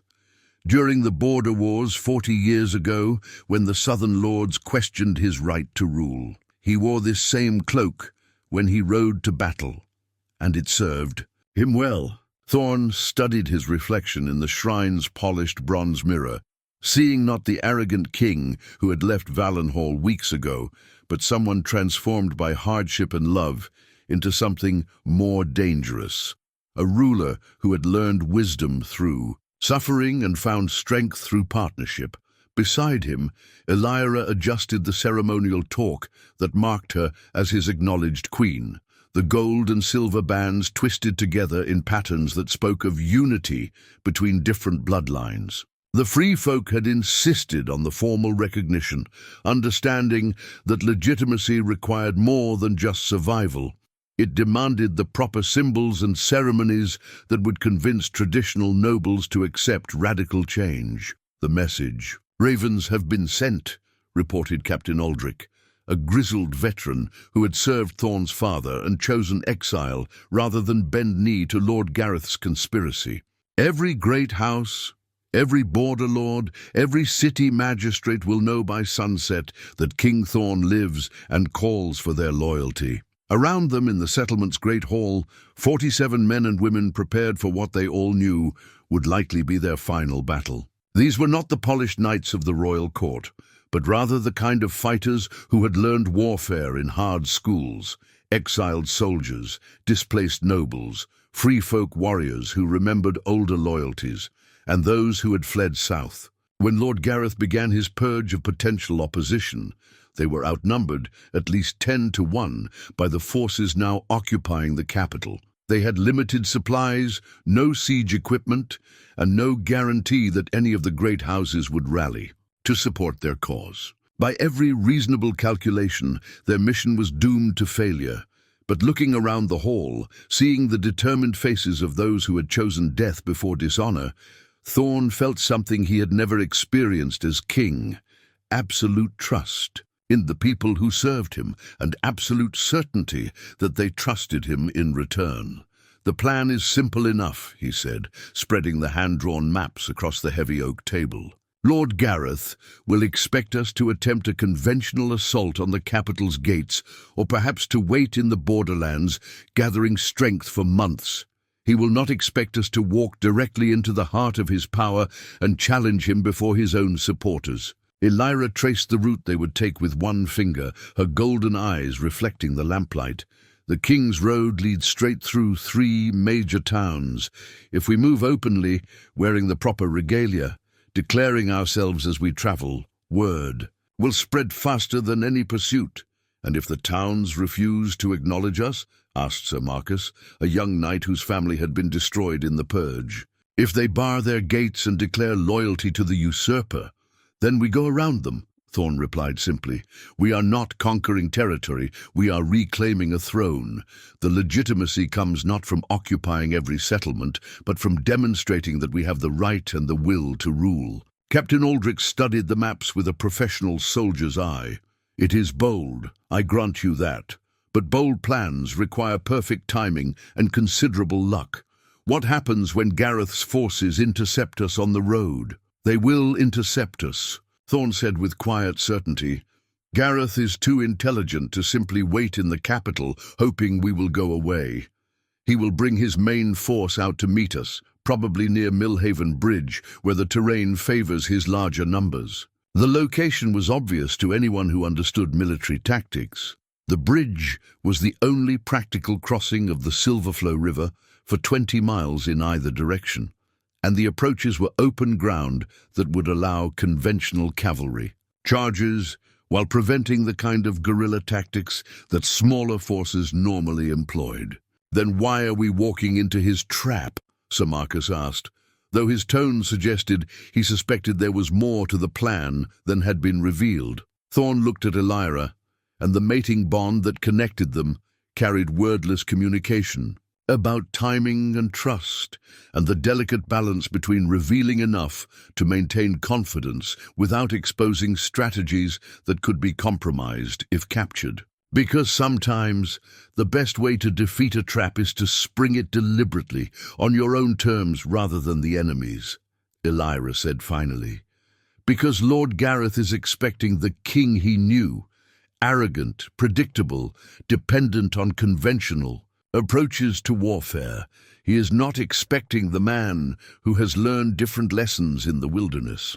Over the next hour, they went through the details: timing, supply lines, communication protocols, contingency plans for the dozen different ways the mission could go wrong.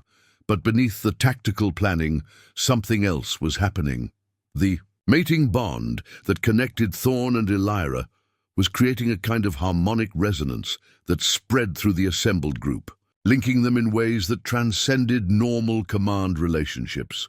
It was not magic in any dramatic sense, but rather the kind of deep trust that allowed people to anticipate each other's actions, to coordinate complex maneuvers without detailed orders, to fight not as individuals, but as parts of a larger organism. The free folk called it pack mind, the state that occurred when a group was so unified in purpose that they functioned as a single entity. "There is something else you must know," Elder Morven said as the formal planning session concluded and the group began to disperse for final preparations.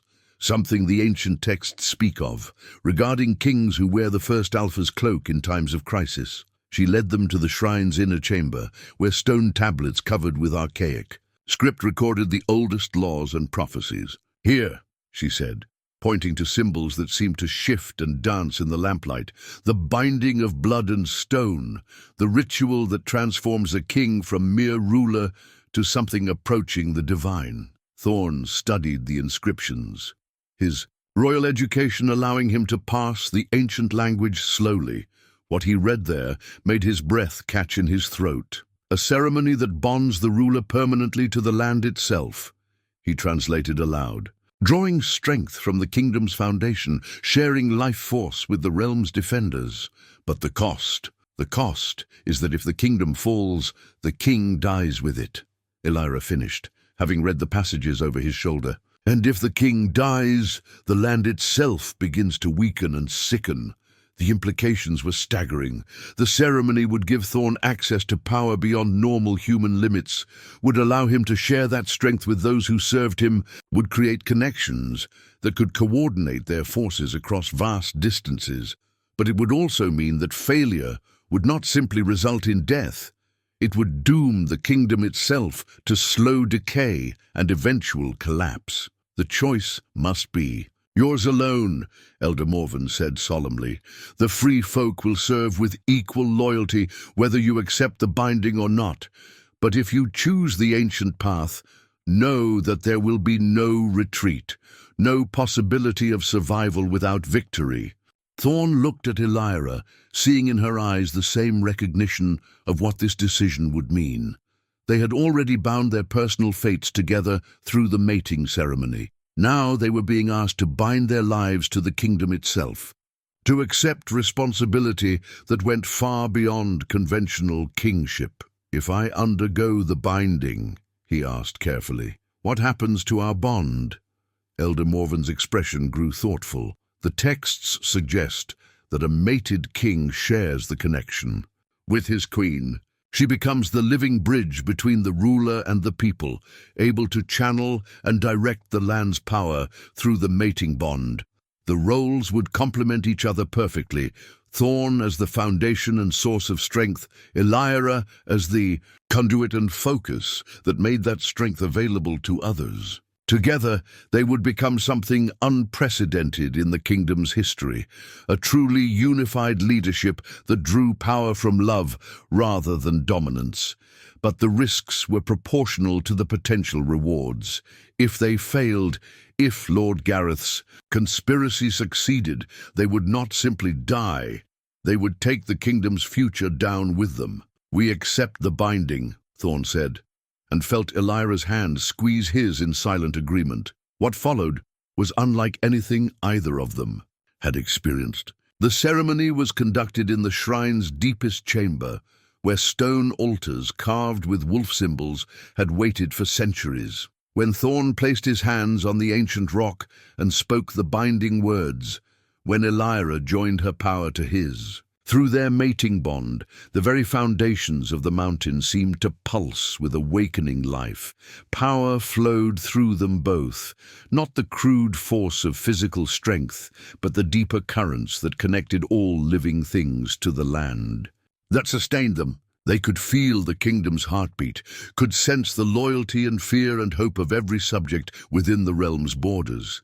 And they could feel Lord Gareth's corruption like a festering wound in the kingdom's heart, a darkness that had to be cut away before it could spread and poison everything their ancestors had built. When the ceremony concluded and they emerged from the shrine, the assembled warriors could see the change in them immediately. Thorne moved with newfound authority that had nothing to do with royal birth and everything to do with earned responsibility. Elira radiated calm strength that made even the most battle-hardened veterans feel that victory was not just possible, but inevitable. "Tomorrow we ride for the capital," Thorne announced, his voice carrying easily across the settlement, despite speaking at normal volume. "Tonight we rest and prepare our souls for what must be done." But as the group dispersed to make final preparations, Thorne and Elira remained in the shrine, holding each other close and feeling the weight of the kingdom's future pressing down upon them like the mountain's stone. They had chosen love over safety, responsibility over escape, the possibility of triumph over the certainty of quiet defeat. Tomorrow would determine whether those choices had been wisdom or the greatest folly in the royal bloodline's long history. The sword of Winter's heart lay across Thorne's knees as he sat motionless in the pre-dawn darkness, feeling the legendary blade's response to his transformed nature. The weapon was older than the kingdom itself, forged in the earliest days when the first pack leaders had carved civilization from wilderness, and it was said that only a king who ruled with both strength and compassion could awaken its true power. Now, as he held the ancient steel, Thorne could feel something stirring within the blade, a warmth that had nothing to do with the morning sun, beginning to climb over the eastern peaks, a resonance that seemed to echo the harmony he shared with Elira through their mating bond. Around him, the 47 warriors who would march with him into legend made their final preparations in respectful silence. Each understood that this day would either see them crowned with victory or honored in death, but none showed fear. The binding ceremony had created connections between them that went beyond normal camaraderie, links that allowed them to share strength and courage across the space between individual souls. "The scouts report Lord Gareth's forces are already moving," Captain Aldrich said quietly, settling beside his king on the stone steps of the shrine. 800 men at least, possibly more. They will reach Millhaven Bridge by midday if they maintain current pace. Thorne nodded, having expected nothing different. Gareth was too experienced a commander to let them approach the capital unopposed, and the bridge represented the perfect position for a decisive engagement, open ground that favored superior numbers, with natural boundaries that would prevent escape once battle was joined. "And the great houses?" he asked, though he suspected he already knew the answer. "House Ravencrest has declared neutrality pending the outcome of your confrontation with the usurper," Aldrich replied diplomatically. "Houses Ironwood and Goldwater have recalled their forces to defend their own territories. House Stormwind sends promises of support, but no actual troops." The political calculus was grimly predictable. The noble families would wait to see who emerged victorious before declaring their allegiance, unwilling to risk their holdings on either side until the outcome was certain. It was the same cautious strategy that had preserved their power through previous succession crises, but it also meant that Thorne would face this battle with no reinforcements beyond the loyal few who had already chosen their side. "Then we proceed. As planned," he said, rising and settling the sword of Winter's heart into its sheath across his back. "Victory or death, but no retreat." Elira emerged from the shrine's inner chambers, wearing the ceremonial armor that had been crafted overnight by the free folk's smiths. Not the heavy plate that most warriors favored, but rather scales of silver and steel designed to provide protection without sacrificing mobility. The armor bore symbols that marked her as both queen and battle healer, someone who would fight alongside the warriors while tending their wounds. The sight of her took Thorne's breath away. This was not the gentle healer who had saved his life in the wilderness, nor the exiled noble who had taught him survival skills in hidden caves. This was a queen prepared for war, radiating authority that came not from birthright but from choices, made in service of something greater than personal survival. "The ritual is complete," she said, and he could hear in her voice the echo of power that connected her to every living thing within the kingdom's borders. "The land itself will fight alongside us today, lending strength to our cause and confusion to our enemies." The power she spoke of was real, but subtle, not the dramatic magic of children's tales, but rather the kind of influence that made arrows fly slightly off course, that caused enemy horses to stumble at crucial moments, that sent clouds to block the sun at precisely the wrong time for opposing archers. Small advantages that could prove decisive when combined with superior strategy and unshakable resolve. They set out from Ironhold as the sun crested the mountains, 49 figures, moving with purpose along the ancient road that led toward the kingdom's heart. To observers, they would have seemed impossibly outnumbered for the task they had set themselves, a tiny force marching to challenge an army, rebels with more courage than sense heading toward certain destruction. But those who looked more closely might have noticed something unusual about this small company. They moved with perfect coordination despite the absence of shouted commands, adapted to changing terrain without visible communication, maintained formation across miles of travel as if connected by invisible threads. The road they followed had been built by the first Alpha's engineers, designed to carry armies and trade goods between the borderlands and the capital. Now it carried a different kind of force, not conquest seeking to impose will through violence, but legitimate authority, returning to reclaim what rightfully belonged to it. As they crested the hill that overlooked Millhaven Bridge, they could see Lord Gareth's army spread across the far bank like a dark stain against the green meadows. 800 men in perfectly ordered ranks, their armor gleaming in the afternoon sun, their banners snapping in the river breeze. At their center flew the royal standard, Thorne's own wolf crest, now carried by the man who had murdered his. "Way to a stolen throne. Impressive," Captain Aldrich observed with professional detachment. "Gareth has positioned his forces well. Heavy cavalry on the flanks to prevent escape, archers commanding the bridge approaches, infantry reserves positioned to exploit any breakthrough." Thorne studied the deployment through eyes trained in military strategy since childhood, seeing both the strengths and the subtle weaknesses in Gareth's arrangement. It was a formation designed to crush conventional opposition through overwhelming force, but it assumed that opposition would behave according to established patterns. "He expects us to attempt a direct assault," Thorne said, his voice carrying clearly to all 47 of his followers, despite speaking at normal volume. "He has prepared for the kind of battle he would fight in our position. Desperate courage, against impossible odds, honor preserved through glorious defeat." Elira moved to stand beside him at the hill's crest, her presence somehow making the entire company seem larger and more formidable than their actual numbers. "But we are not fighting for honor or glory," she said, her words reaching every ear with perfect clarity. "We are fighting for the kingdom's future, for the people who depend on wise governance, for the children who will inherit whatever world we create today." The distinction was crucial and transformed everything about their tactical situation. A battle for honor required dramatic gestures and symbolic victories. A battle for the kingdom's survival demanded only success, achieved by whatever means proved most effective. "Lord Gareth," Thorne called out, his voice somehow carrying across the river despite the distance and the sound of flowing water. The binding ceremony had enhanced more than just his physical capabilities.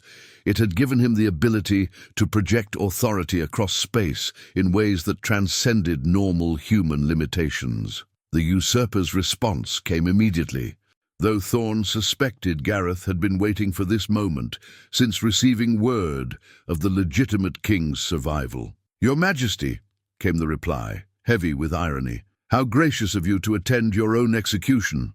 I offer single combat." Thorne continued, ignoring the taunt. "Your life against mine, your claim against my birthright. Let the bridge witness which of us has the right to wear the crown." The challenge hung in the air between the two forces, traditional and formal, the kind of resolution that ancient law recognized as binding. If Gareth accepted and lost, his entire army would be honor-bound to acknowledge Thorne's legitimacy. If he refused, he would be marked as a coward before his own troops. But Gareth was too experienced a politician to fall into such obvious traps. "I think not, Your Majesty. You forfeited the right to honorable combat when you fled into the wilderness, rather than dying properly in the ambush I so carefully arranged." The admission of treachery carried clearly across the battlefield, and Thorne felt the subtle shift in atmosphere as even Gareth's own supporters recognized the implications. Killing a king in open battle was one thing. Murdering him through betrayal and conspiracy was quite another. "Then you choose trial by combat anyway," Thorne replied, and began walking down the hill toward the bridge. 47 against 800.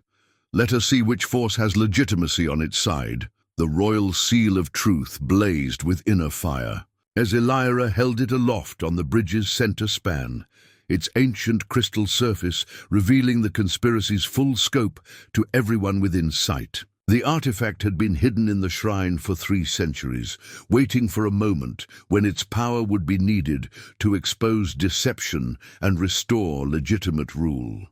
Now, as the seal's light washed over both armies, every lie that had been spoken, every betrayal that had been concealed, every murder that had been disguised as accident became visible to all who witnessed its revelation. Lord Gareth's face went ashen as the crystal showed his secret meetings with foreign agents, his poisoning of the old king's most loyal advisors, his systematic elimination of anyone who might challenge his rise to power. The seal revealed not just treachery, but the full extent of corruption that had infected the kingdom's highest levels. "Sorcery!" Gareth snarled, trying to rally his troops even as many began to step back in horror at what they were seeing. "The witch uses forbidden magic to create false visions. But the royal seal of truth could not be dismissed so easily. It was one of the kingdom's most ancient artifacts, blessed by the first winter priests and recognized by law as the ultimate arbiter of honesty in royal courts. Its revelations carried the force of divine judgment, impossible to deny or explain away. Thorne drew the sword of Winter's heart as he walked steadily across the bridge toward his enemy, the legendary blade singing with harmonious resonance as it responded to his transformed nature. Around him, his 47 followers formed a wedge formation that seemed to grow more formidable with each step, their shared connection making them move like parts of a single organism. "I offer you one final chance," Thorne called out, his voice carrying absolute authority despite the chaos erupting in Gareth's ranks. "Surrender now, confess your crimes before the assembled witnesses, and I will grant you the honorable death you denied to so many others." Gareth's response was to raise his own sword and signal for his archers to loose their arrows. 100 shafts flew toward the approaching force, black against the afternoon sky, carrying death on raven wings. But the arrows never found their marks. Some fell short, their flights mysteriously disrupted by sudden wind gusts. Others veered aside as if deflected by invisible barriers. A few simply seemed to lose momentum and drop harmlessly into the river below. The binding ceremony had made Thorne and Elira conduits for the land's own power, and that power would not permit legitimate rule to be destroyed by treachery and deception. "Again," Gareth shouted, his voice cracking with desperation. "Kill them all!" The second volley fared no better than the first. By now, even the most loyal of Gareth's supporters were beginning to understand that they faced something beyond conventional warfare. The whispered word prophecy began to spread through their ranks as soldiers remembered ancient tales of kings who fought with divine blessing. Thorne reached the bridge's far end and stepped onto the meadow where Gareth's army waited. At that moment, The transformation that had been building throughout his exile reached its culmination. He was no longer simply King Thorne of Valenhall, ruler by birthright and political necessity. He was the kingdom's living embodiment, the person through whom the land itself could act to preserve and protect its people. "Stand down," he commanded, and his words carried such weight that 200 soldiers dropped their weapons before. They consciously decided to obey. "You have been deceived and manipulated, but that deception ends now. Look at your true king and remember your oaths of loyalty." Many did exactly that, stepping back from their formations and kneeling in recognition of legitimate authority. But perhaps half of Gareth's force remained committed to their usurper's cause. Men who had profited from the conspiracy, who had blood on their hands, who knew that Thorne's victory would mean their own destruction. These die-hard supporters formed around Gareth in a defensive circle, weapons drawn, faces set with desperate resolve. They would fight to the end because they had no choice. Surrender would mean execution for treason, while victory would preserve their ill-gotten gains. "So be it," Thorne said, raising the sword of Winter's Heart above his head. "Let this end as it must." What followed was not battle in any conventional sense, but rather a demonstration of what happened when legitimate authority confronted criminal usurpation. The 47 who fought beside Thorne moved with supernatural coordination, their shared connection allowing them to anticipate and support each other's actions perfectly. Elira wielded both healing power and warrior's skill, moving through the combat like a figure from legend, tending wounded allies, while her silver blade found gaps in enemy armor with surgical precision. The mating bond that connected her to Thorne allowed them to fight as extensions of each other, covering weaknesses and multiplying strengths in ways that made their small force incredibly effective. But the true turning point came when Thorne and Gareth finally faced each other in single combat at the battle's heart. The usurper was skilled with blade and experienced in war, but he fought only for personal ambition and survival. Thorne fought for the kingdom itself, channeling the accumulated strength of everyone who had ever served the crown with honor. The sword of Winter's Heart blazed with light as it met Gareth's steel, its legendary power finally awakened by a king who ruled with both strength and compassion. Each clash of blades sent sparks flying like falling stars, and with every exchange, it became clear that Gareth was overmatched. "This is not possible," the usurper gasped as Thorne's attacks drove him steadily backward. "You are nothing but a failed king, a royal weakling who fled into exile rather than fighting for his throne." "You are right," Thorne replied calmly, his blade work precise and relentless. "The man who fled into the wilderness was exactly what you describe. But that man died in the mountains, and what stands before you now is something you could never understand.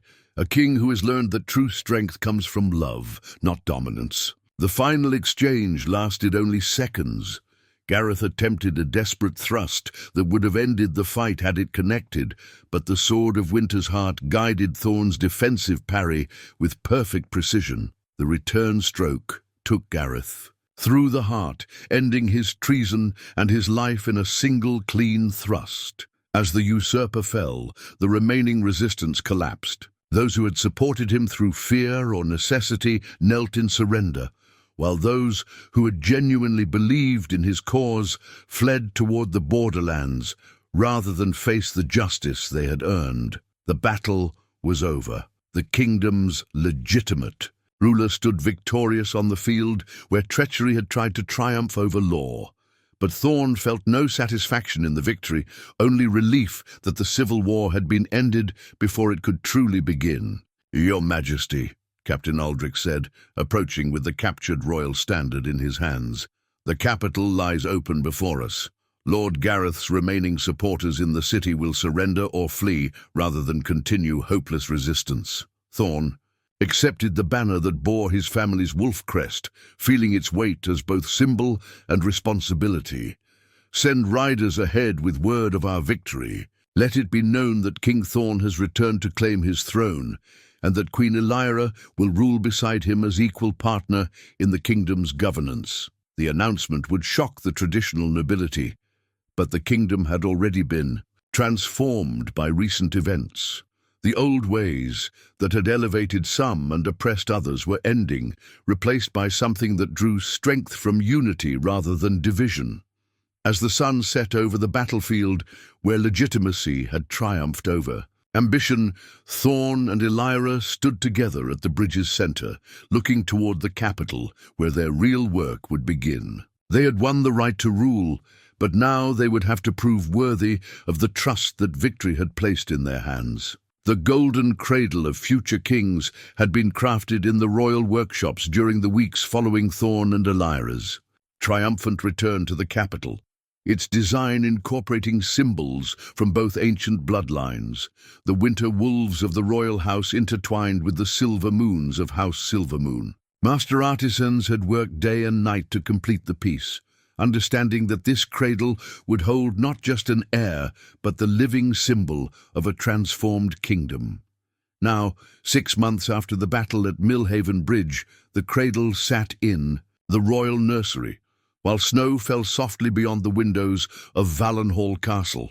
The kingdom that Thorne had reclaimed bore little resemblance to the rigid hierarchy he had left behind when conspirators drove him into exile. The changes had come gradually but steadily, each reform building upon the last until the entire structure of governance had been transformed. The Omega Rights Decree had been the first and most controversial change, establishing legal equality between all pact designations and ending centuries of institutionalized discrimination. Traditional nobles had protested vehemently, but their opposition crumbled when they realized that the king's mating bond with Queen Elira had created connections to every corner of the kingdom that made their approval unnecessary for effective rule.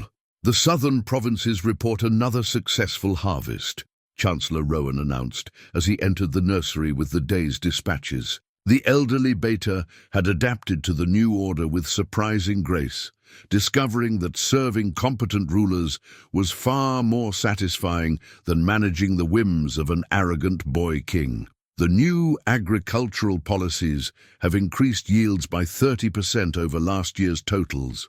Thorne looked up from the letter he had been composing, his attention momentarily distracted from affairs of state by the sight of his heavily pregnant queen arranging flowers in the vase beside the waiting cradle. Even in the final weeks of her pregnancy, Elira moved with the same quiet grace that had first caught his attention in the throne room, though now her every gesture carried the authority of someone who had proven herself in battle and governance alike. "The Healers Guild representatives are requesting another audience," she said, without looking up from her flowers. "They want to discuss expanding the rural clinic program to include the mountain settlements." Such requests had become routine in the months since their return. The revelation that Queen Elira was not only a skilled healer, but also the last heir of House Silvermoon, had legitimized changes that might otherwise have sparked rebellion. When nobility and common folk alike could see that their queen understood both perspectives, having been born to privilege and cast down to survive on her own skills, resistance to reform had largely evaporated.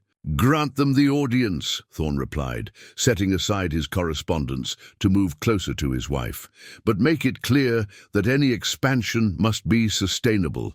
We cannot promise more than we can deliver." The practical approach to governance was perhaps the most dramatic change in his leadership style. The arrogant king, who had once made grand pronouncements without considering their implementation, had been replaced by someone who understood that effective rule required attention to details and careful planning. The wilderness had taught him humility, but love had taught him wisdom.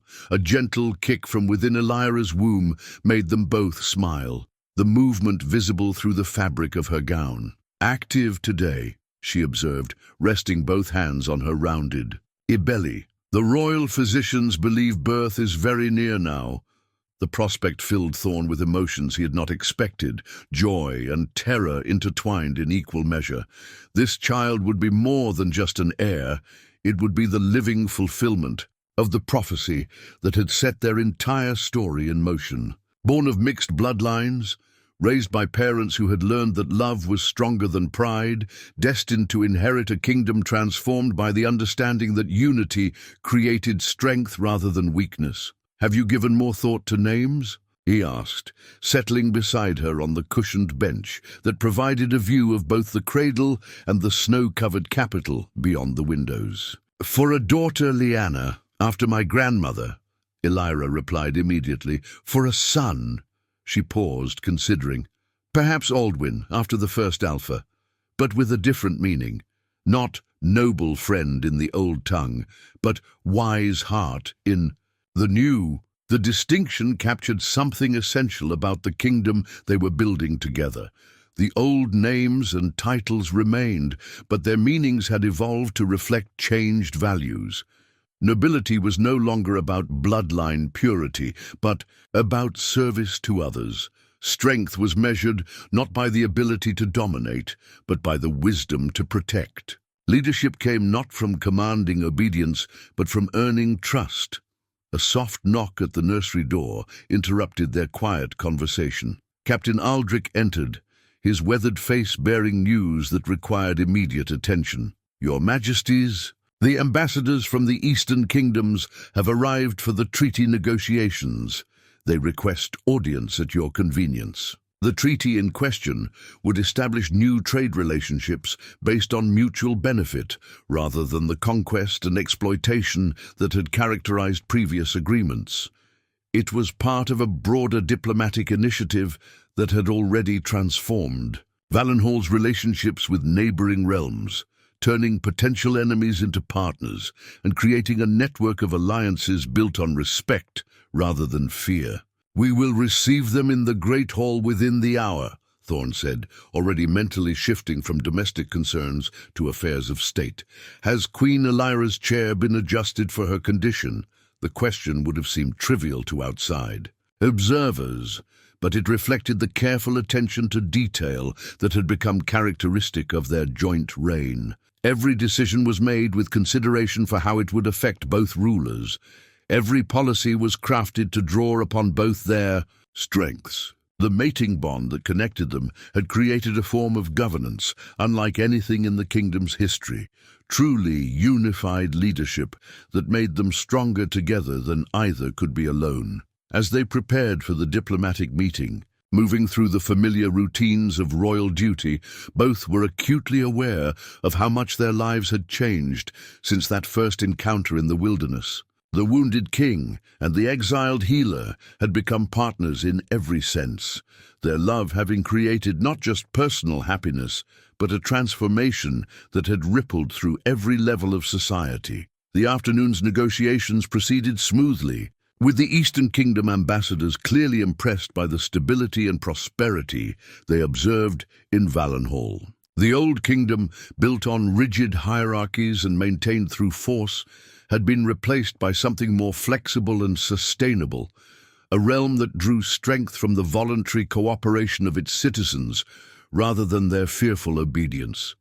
That evening, as they sat before the fireplace in their private chambers, Thorne found himself reflecting on the journey that had brought them to this moment. The prophecy had spoken truly. The Alpha King had fallen from pride and risen through love, finding in that transformation the wisdom necessary to build something better than what had come before. "Do you ever wonder what would have happened if I had died in that ambush?" he asked, his arm around Elira's shoulders as she leaned against him. "If Lord Gareth's conspiracy had succeeded?" Elira was quiet for a moment, one hand resting on their unborn child as she considered the question. "I think the kingdom would have torn itself apart," she said finally. Not immediately, but gradually, as the divisions between the pact designations widened into conflicts that no one could heal. The old ways were dying anyway. The question was whether they would be replaced by something better or something worse. It was a sobering thought, but also a hopeful one. Change had been inevitable. What mattered was that they had been present to guide it in constructive directions. The kingdom their child would inherit would face new challenges, but it would meet them with the strength that came from unity rather than the brittleness that came from oppression. A sudden tightening around Elira's middle made her gasp, her hand gripping thorns with surprising strength.